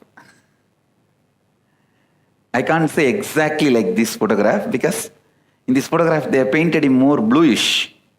When I saw him, it was not bluish. It was more a golden color. And there was no snake around his neck or a moon around his neck. Just a very normal human form. But an extraordinary grace. One day I told him, please you come to the house, my house. And he laughed and said, you come to the house, place where I am staying. House where I am staying. The moment he said, I know, wow, it's such an opportunity. I said, come on, take me. You only never took me.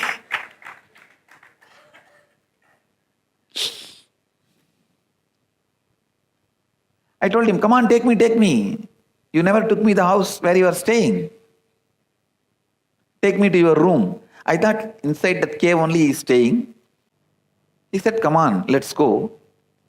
He entered into that cave by bending. And I remember he just held my hand and pressed. Please understand, now I wanted to put this on record. First time when he pressed the hand, I lost body consciousness. All these days I was with him, I never lost body consciousness. First time I lost body consciousness. So, from this moment, whatever I am describing, I do not know whether physically I was part of that scene or I was taken out of my body and this experience happened. I am not able to be clear. Because the moment he pressed my hand to pull me inside the cave along with him, I lost the body consciousness. And even the scenes I remember after this were not like this worldly. He just walked into a cave and I also walked with him, and suddenly the cave opened and we came out and I saw a huge banyan tree. Little bigger than our Biddi banyan tree. It was Arunachala hill, that much I can very clearly say. And the huge banyan tree.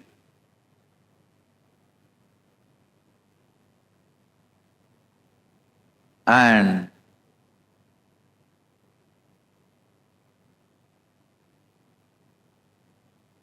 maybe some 20, 30 sadhus were sitting around the seat of the Guru. The seat of the Guru was empty. They were all sitting down, meditating. The moment he walked in, all of them got up and stood and did namaskar. The way they bowed down, I know he is the Guru of that area, means Guru of that group. He went and straight sat on the Guru's seat. The way he went and sat authoritatively, I know he is the Guru. And all of them are his disciples, very elderly, sadhus with a long beard, just like you listen and see in the stories. How the Dakshinamurti used to be sitting under the banyan tree and all his old disciples used to sit. That's exactly the scene. I was the only small boy in that group, but I was looking around and seeing all of them. Maybe after some time, their attention turned on me and one person said, "Who is this person? Who is the only person without kavi here? Who is not a swami, sannyasi?" That kind of it did not exactly meant I am not a sannyasi or a person without having kavi. Something like that. Because I was with my school uniform. I remember very clearly that dark blue and light blue.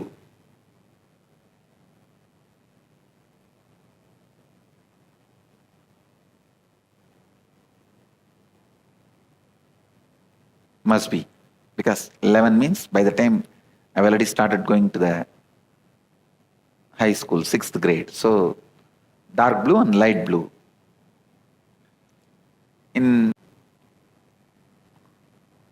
That was the school uniform. And immediately that saw my Kundalini. I said, I may not be wearing kavi. I am also sannyasi only. And I saw Aruණagiri Yogeshwara laughed. Then he said, then why you are not wearing kavi? I asked him, you give me kavi. He laughed and he looked. Immediately I saw one sadhu brought kavi cloth and he himself tied that kavi cloth in my hip like a dhoti. He himself tied it.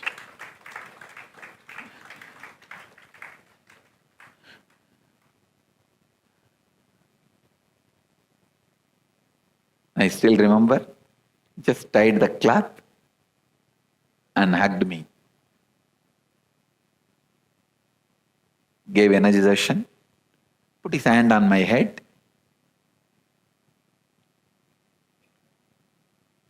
Naturally, the experience was just out of the world.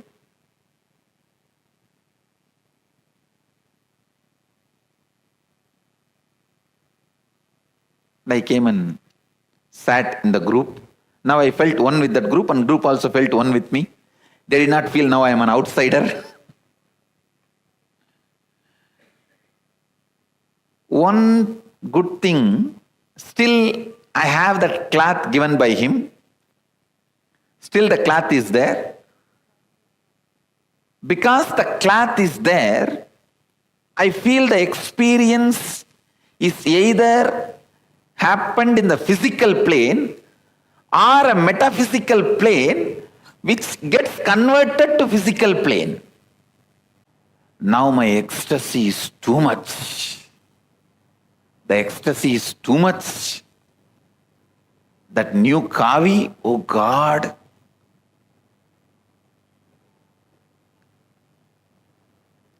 I was running around here and there, showing everyone I got the kavi, I got the kavi, I got the kavi.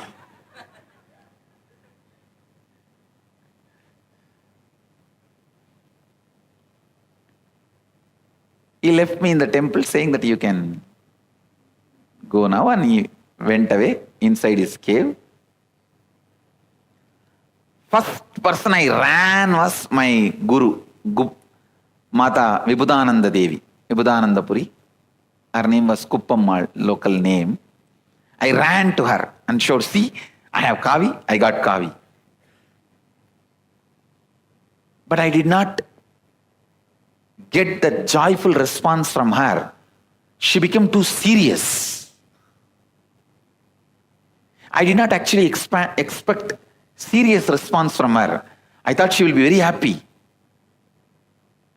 She became very serious and asked, who gave you this kavi? I said, why? She said, giving kavi means they gave you sannyas. Actually, she was waiting to give sannyas to me. And how did they give sannyas without asking your father and mother? Now your father and mother, your parents will ask only me. Who gave you the kavi? I got little frightened. I told there is a sadhu in the temple. He gave me the kavi. Take me to him. Then I said, all right, I'll take you to that Swami, come. He only gave me, I have not stolen in any shop. She held me in her hand. She really believed I was stolen in some shop. The kids, when they go here and there in the shop, they will steal little candy, they will steal little sugar. She thought I have stolen. I told her that no, I have not stolen. I never steal, don't you know? She has high regard for me, but I don't know why. She was also confused. She wants to verify directly. When I took her directly to that cave, and I started calling Swami, Swami, Swami, he did not come out. Almost 9 months.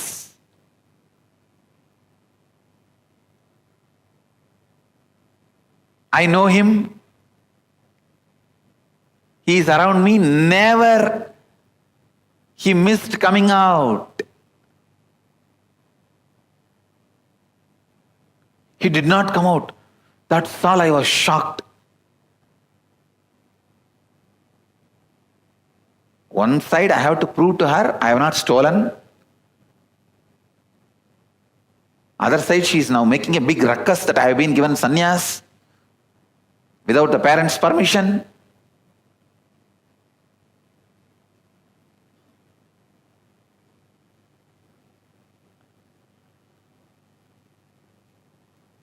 I did not bother even about any of those things, but he is not coming out. That was too much. Then she just held my ears and started turning it. Tell the truth, where you have stolen, which shop you have stolen. That's why they will treat in the Indian villages, the kids will be treated. She's my guru, that is why I left it. I allowed her.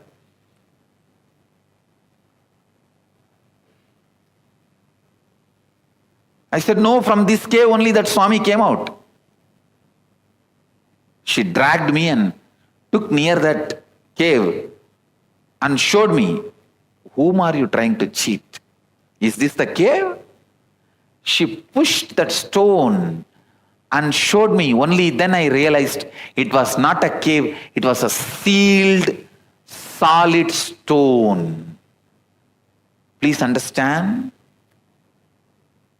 Only then first time I realized in that 9 months, it was a solid stone construction. It was not a cave.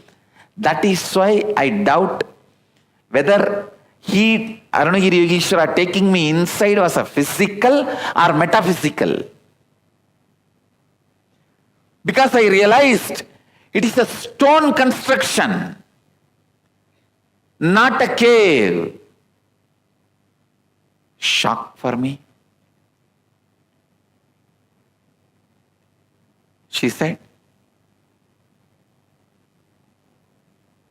now I have no justification because I am not able to get Arunagiri Yogeshwara.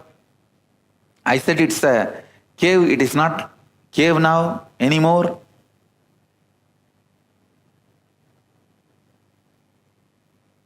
I just stood. She was just turning my ears. I told her, stop, stop. And I pulled her right hand. I still remember.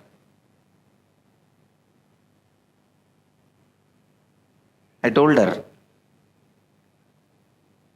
I promise in the name of Arunachaleshwara on you, on me, I have not stolen this cloth. Only Arunagiri Yogeshwara gave me. With that, I slapped on her hand. See, that is the usual way the kids will tell that, I swear. The swearing, I swear. That is the way I did that to her. In Tamil, I said, Annamalaiyar மேலேயும் ஓம் மேலேயும் என் மேலேயும் சத்தியம் பண்ணி சொல்கிறேன், அவர் தான் இந்த துணி கொடுத்தாரு, நான் எங்கேயும் திருடலை. I told her, on Arunachala, on you, on me, I promise. I did not steal in any shop. Arunagiri Yogeshwara only gave. He used to come out of this cave only. When I put my hand and did that satya, I can say maybe this is the first energization I gave. No, the power of that experience was so alive. Maybe first time the brain, my neuron activity mirrored in her brain. Suddenly all her doubt, everything disappeared. All her doubt, skepticism, everything disappeared. Suddenly she kneeled down. I saw in her ears, in her eyes, the tears. Her ears, whole thing is completely listening to me. She said, "Unmaile solriyada? Are you telling the truth?" I said, "Yes." Now she has come to the space of listening to me. She is no more that doubting old lady. She asked, "Eppura irundharu? How he was looking?" I described to her from where he came out. From this cave only he will come out whenever I call and he will go in. She asked, "Did you ask his name?" I said, "Yes, I asked." She asked, "What is the name?" He said. Now it's like my zone. Suddenly with all my confidence I said, he said, "His name is Arunagiri Yogeshwara." That's all.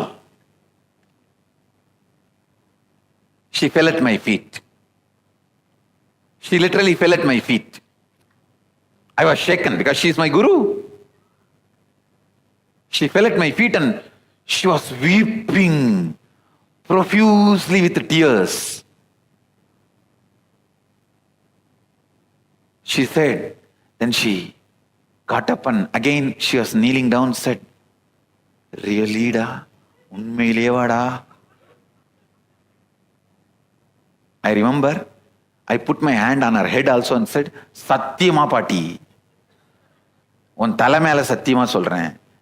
Means, promise, I swear on your head. It is truth. That's it. Maybe I can say it's a second energization for her.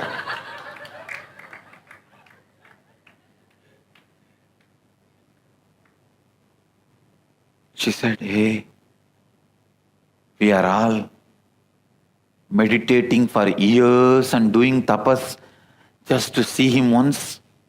You really saw him? He gave you the kavi? You spoke to him?" Now she is a complete theist. She is completely able to receive the experience I was telling. Now,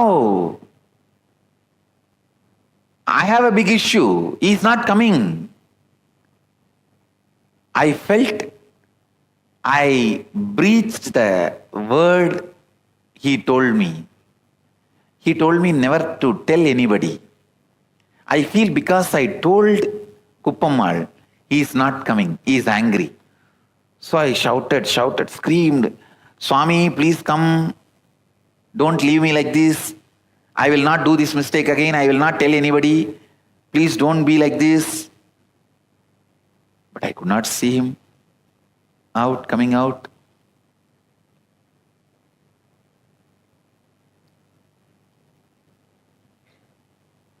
One side, when I remembered, she told me, Kupamal told me, he is directly Mahadeva, Shiva, living here in Arunachala.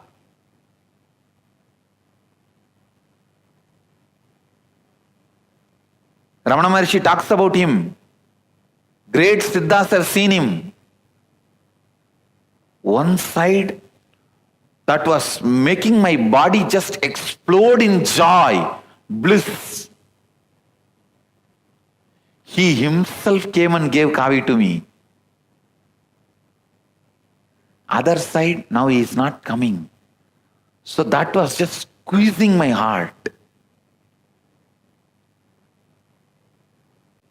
This bliss and joy and pain burnt both the karmas. I just dropped. I can say, by crying, I just slept away there itself. I should not even use the word slept. I fell into some state.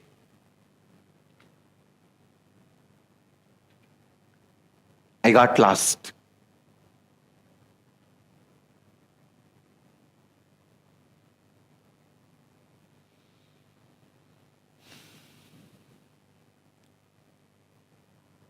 Anyhow, after some time, I think it was a late night, I was sleeping in the temple. I don't want to say sleeping, lying in the temple. The temple watchmen, they will come and wash the temple.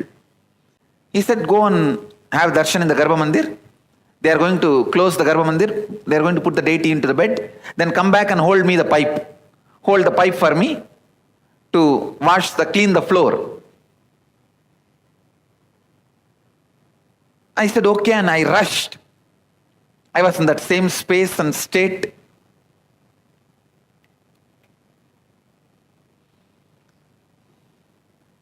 I ran to the Garbha Mandir. I saw no priest was there, but Garbha Mandir was open. Those days, very few priests were in the temple. Many times, Garbha Mandir will be open and no priest will be there. The moment I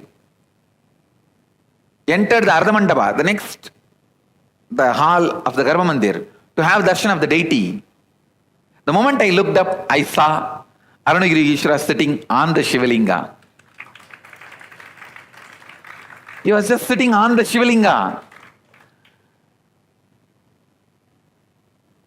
I could not control myself. I screamed, Swami, are you here?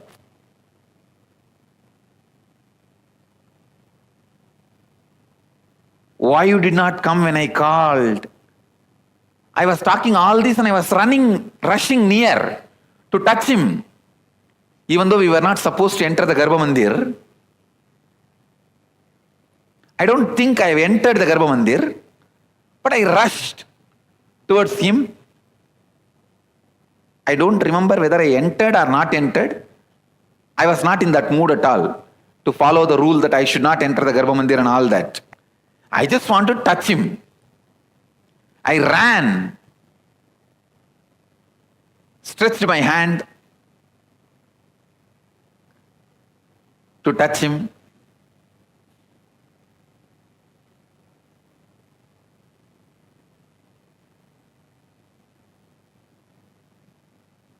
He also stretched his hand.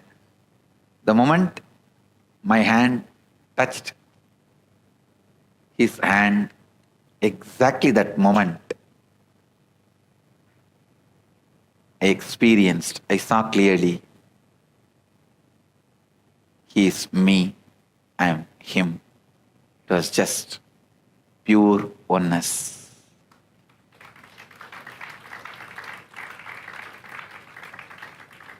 Pure oneness.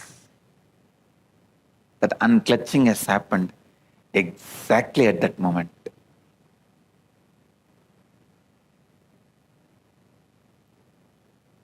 After that, neither I missed him, nor I saw him separately.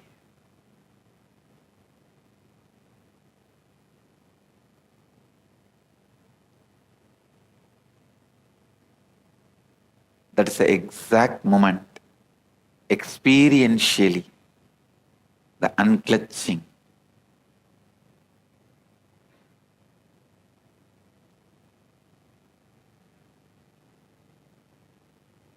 The pure Advaita happened.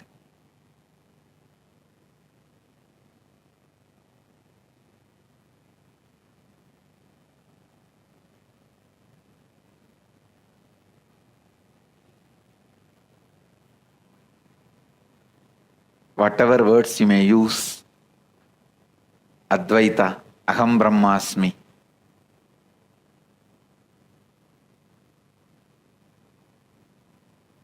Tattvamasi, Shivoham,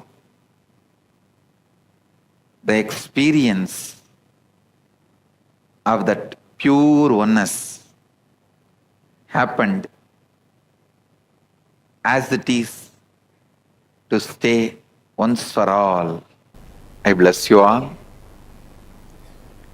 with all my integrity, authenticity, responsibility, and enriching and causing.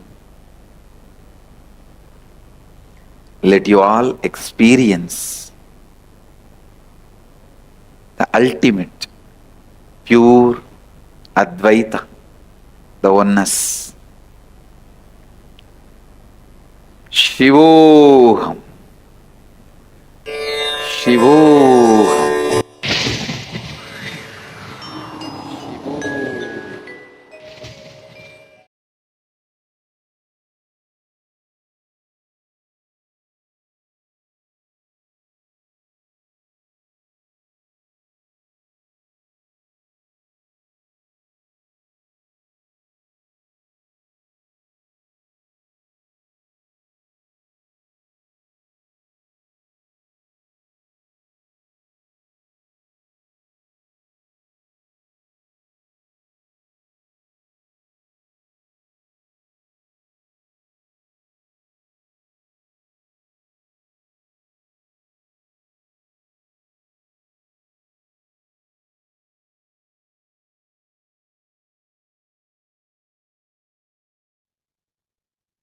Asampragnata Samadhi is a beautiful state where form becomes formlessness.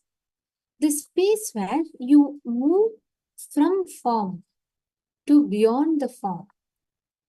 This is a very, very powerful experience. Swamiji tells all relationships with God ultimately moves from form to formlessness, moves from having one particular form to formlessness. That's why Swamiji tells at one point, even Guru, even God, your Ishtadevata, you have to move beyond that form. You experience oneness. Krista Hitman is saying this is always my favorite story. Actually, every incident that Swamiji narrated in this, see, each one, it beautifully depicts what actually, how the relationship between an individual and divine evolves. It's a very, very powerful thing that Swamiji has repeated actually. If each of us start understanding that each time when we start manifesting and doing every action from this space, you will see even that form that you're connected to will lead you to the formlessness. So I request all the participants, every one of you, to sit now and let us all enter into a very powerful process that will help us go from form to formlessness, where you will be moving from to the space of asampragnata samadhi. This is a very unique, powerful process that Swamiji is going to be leading all of us through. And I would like to request all the participants to please sit. Let us all enter into the process where we will be moving into the asampragnata samadhi.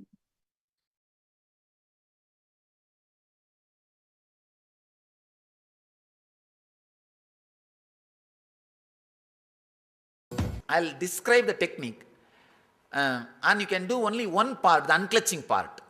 See, the technique is 5-step. The first step, it's like a preparing you. The 3 steps are just preparation. 4th step is the unclutching, the exact meditation. Fifth step is more or less like a relaxing, settling with the regular life.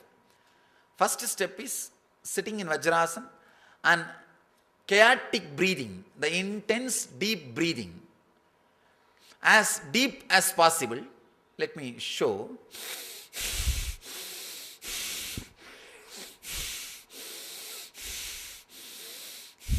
As deep as possible. First 7 minutes. This, as fast as possible. The second step, it's one kind of a pranayam. Second step, intense humming. Let me show.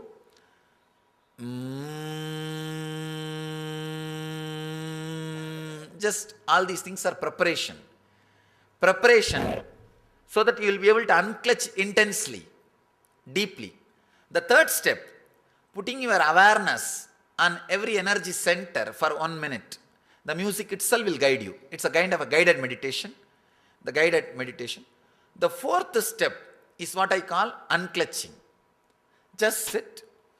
Because of these 3 steps, so many things should have been released in your system. All those things will be leaving in your system. Whatever happens, whatever comes up, just unclutch. Do not give meaning to it. Do not give meaning to it. Just unclutch whatever happens, maybe for 7 to 8 minutes. You may think, is it enough? 7 to 8 minutes, and intense unclutching is more than enough to keep that energy whole day. Just intensely unclutch, and whole day you will have that remembrance. Let me unclutch. Let me unclutch. That's all we need. That's all we need. The fourth step is unclutching. The fifth step, just sit. There will be a simple music. There will be very silent music, very simple music, nothing related to mystic or any spiritual, just relaxing, settling with your body and preparing for your day-to-day routine. This is the 5th step. Now we can do just the 4th step. Now we can do just the 4th step. Maybe 10 minutes, try. You don't have to struggle. You don't have to have any difficulty. Just see the any thought rises in you, just unclutch. Just see the thoughts are unclutched. See the thoughts. The words are not given any meaning. You just see the moment a thought comes, you unclutch. There will be small gap. Immediately your mind will say, no, I am having thought, or I am having silence. Unclutch from that thought to any thought comes up to your conscious radar. Anything comes up, immediately unclutch. For few seconds after unclutching, the moment you use the word idea unclutching, few seconds you may have the gap. Again something will raise. Then again use the word unclutching. In the initial level it will be like again and again you may have to repeat. But in few minutes it will settle down. The gap will become more. You may not need to repeat the word or idea unclutching again and again. You can try for next. Third step, putting your awareness on every energy center for 1 minute, the chakras. Now please close your eyes. We will practice only unclutching. Just close your eyes and relax.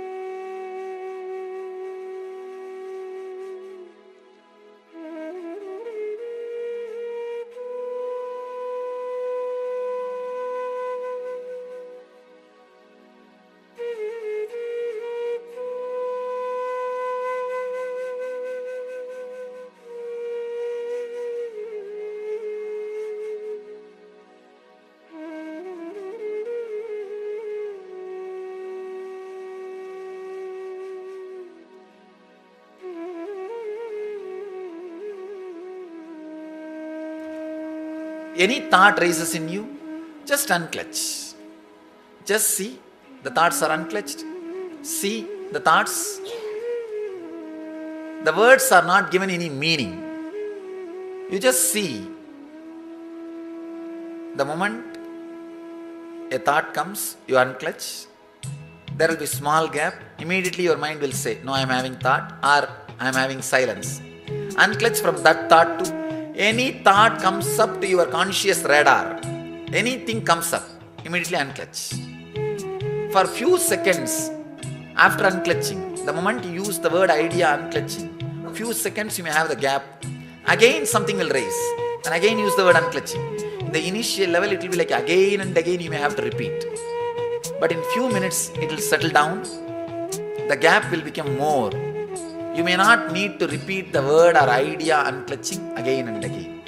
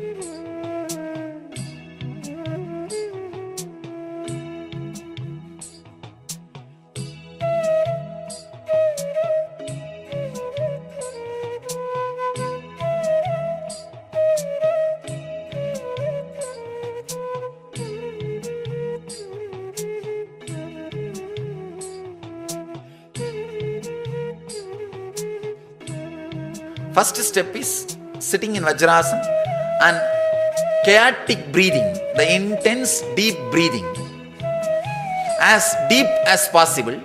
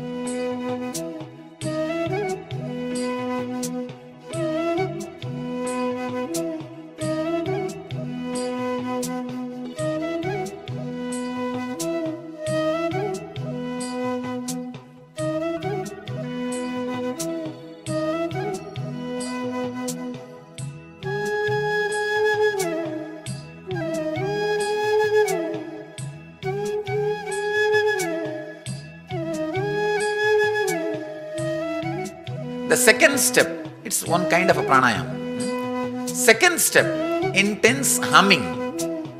Let me show.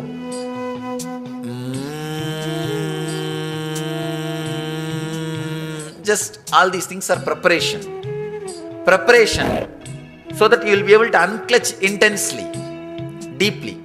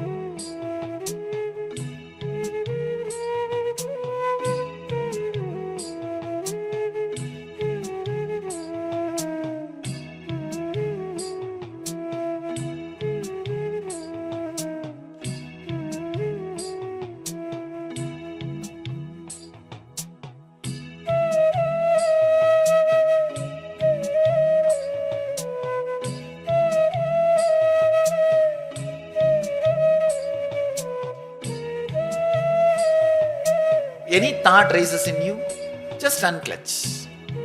Just see the thoughts are unclutched. See the thoughts. The words are not given any meaning. You just see. The moment a thought comes, you unclutch. There will be small gap. Immediately your mind will say, no, I am having thought, or I am having silence. Unclutch from that thought to any thought comes up to your conscious radar. Anything comes up, immediately unclutch. For few seconds after unclutching, the moment you use the word idea unclutching, a few seconds you may have the gap. Again something will raise, and again use the word unclutching. In the initial level, it will be like again and again you may have to repeat. But in few minutes, it will settle down. The gap will become more.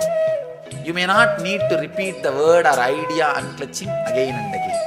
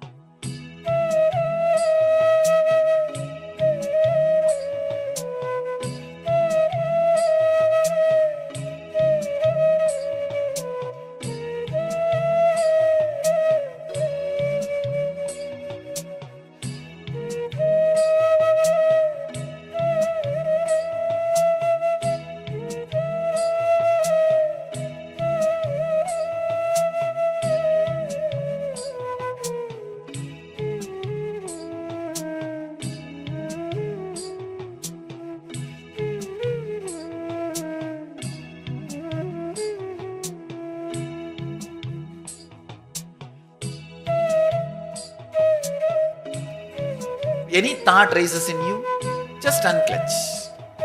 Just see the thoughts are unclutched. See the thoughts. The words are not given any meaning. You just see. The moment a thought comes, you unclutch. There will be a small gap. Immediately your mind will say, no, I am having thought, or I am having silence. Unclutch from that thought to any thought comes up to your conscious radar. Anything comes up, immediately unclutch. For few seconds after unclutching, the moment you use the word idea unclutching, few seconds you may have the gap. Again something will raise. And again use the word unclutching. In the initial level, it will be like again and again you may have to repeat. But in few minutes, it will settle down. The gap will become more. You may not need to repeat the word or idea unclutching again and again.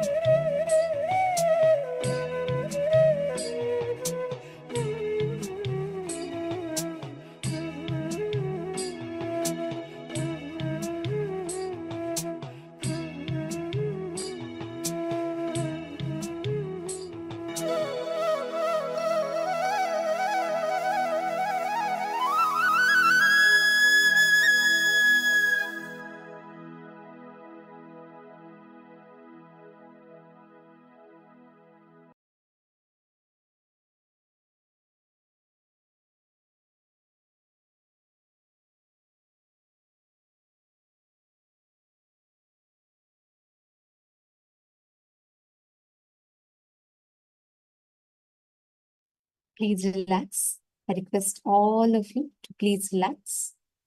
Please settle down.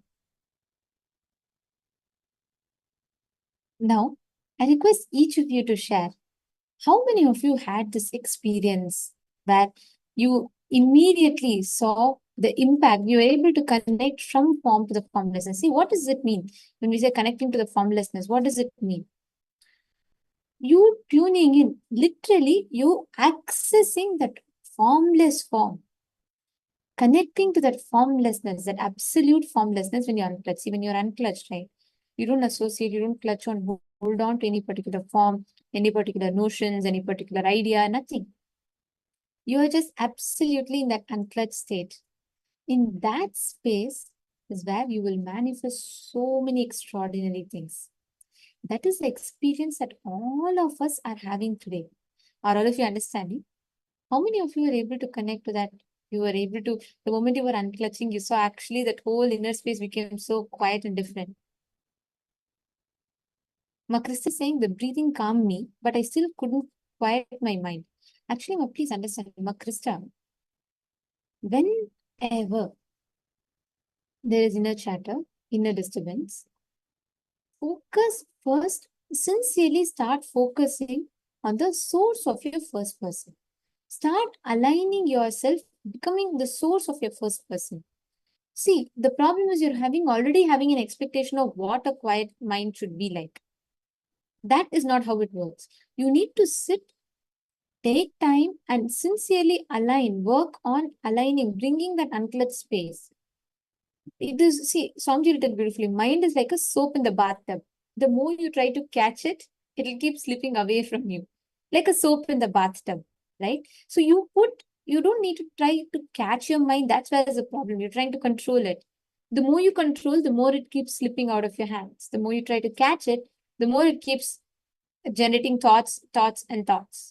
Instead, just become unclutched about it. Witness it. Witness it like a third person, then you will see slowly, slowly, slowly the background noise will start draining out. The mind, the amount of noise that your mind generates will just start settling down. You're understanding, ma? So every one of you, see, don't try to quieten the mind. Don't try to control the mind. Whatever you do just sit and unclutch. The power of unclutching is phenomenal. You will see in every aspect how beautifully this power manifestation will happen. Now, I'm going to request all the participants here, every one of you. Today, we are all going to be manifesting the power of being able to read others' mind. Just through manifesting the power, you'll be able to see what exactly are the thoughts that's happening in someone. You'll be able to see the details, what another person is thinking. We call this as the power of clairvoyance, the power of being able to see another person's mind, read another person's mind.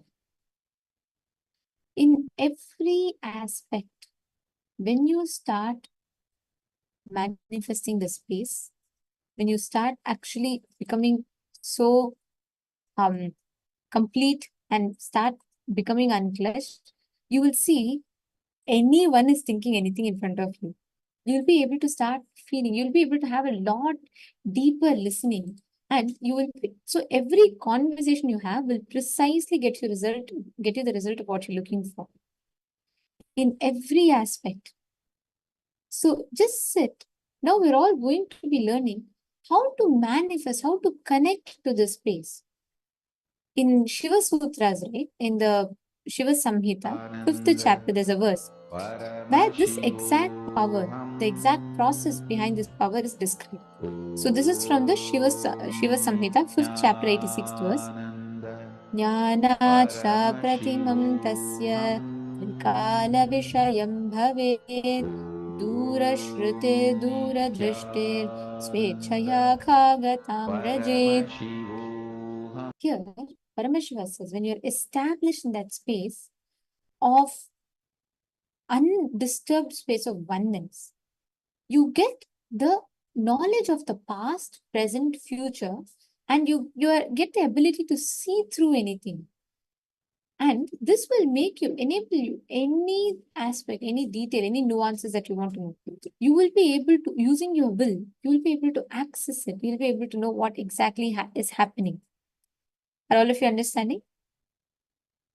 So now, we are all going to be manifesting this power.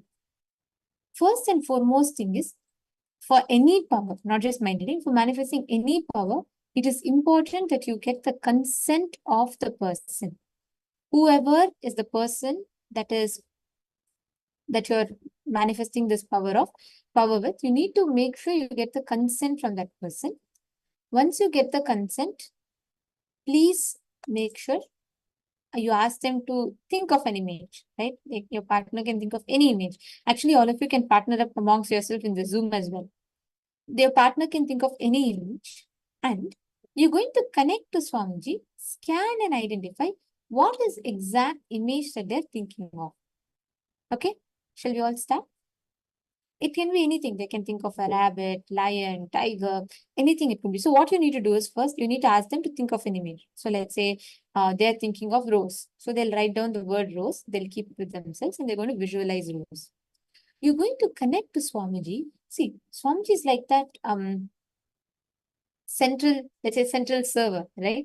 So he manages you send your input, someone else sends their input, and he will be able to show you clearly what exactly another person is visualizing. And whatever detail that Swamiji shows you, start sharing it with your partner. Okay? Do it like a game. See, don't try to be like, oh, it has to be perfect. Yes, it will. But first, start being comfortable with it. Right? So start telling what you're seeing. Start describing colors, shapes, numbers, size, whatever you're seeing. First, start describing all of them. Let us start. Please connect to a partner. Nityananda Paramashivoham Om Nityananda Paramashivoham Om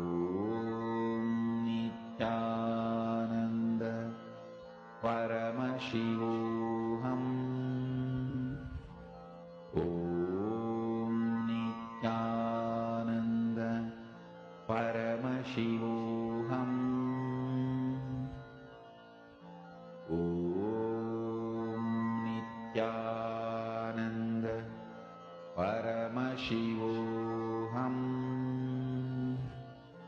Om Nityananda Paramashivoham. Om Nityananda Paramashivoham. Om Nityananda Paramashivoham. Om Nityananda Paramashivoham. Om Nityananda Paramashivoham. Om Nityananda Paramashivoham. Om Nityananda Paramashivoham.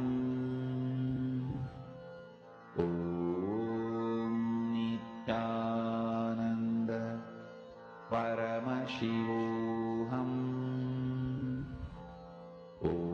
Om Nityananda Paramashivoham. Om Nityananda Paramashivoham. Om Nityananda Paramashivoham. Om Nityananda Paramashivoham. Om Nityananda Paramashivoham. Om Nityananda Paramashivoham. Om Nityananda Paramashivoham. Om Nityananda Paramashivoham. Mahamahavaagya, spiritual lullaby for Samadhi. And Suprabhatam, wake up call, wake up song for Paramashiva. This Mahamahavaagya is spiritual lullaby for you to fall into Samadhi. Suprabhatam, wake up song for Paramashiva to wake up in you. Just remember this one powerful cognition. This Mahamahavaagya puts me in Samadhi. This is spiritual lullaby for Samadhi. And Suprabhatam, wake up song for Paramashiva in me. For Paramashiva to manifest. With this one spiritual powerful cognition, chant this Mahamahavaagya.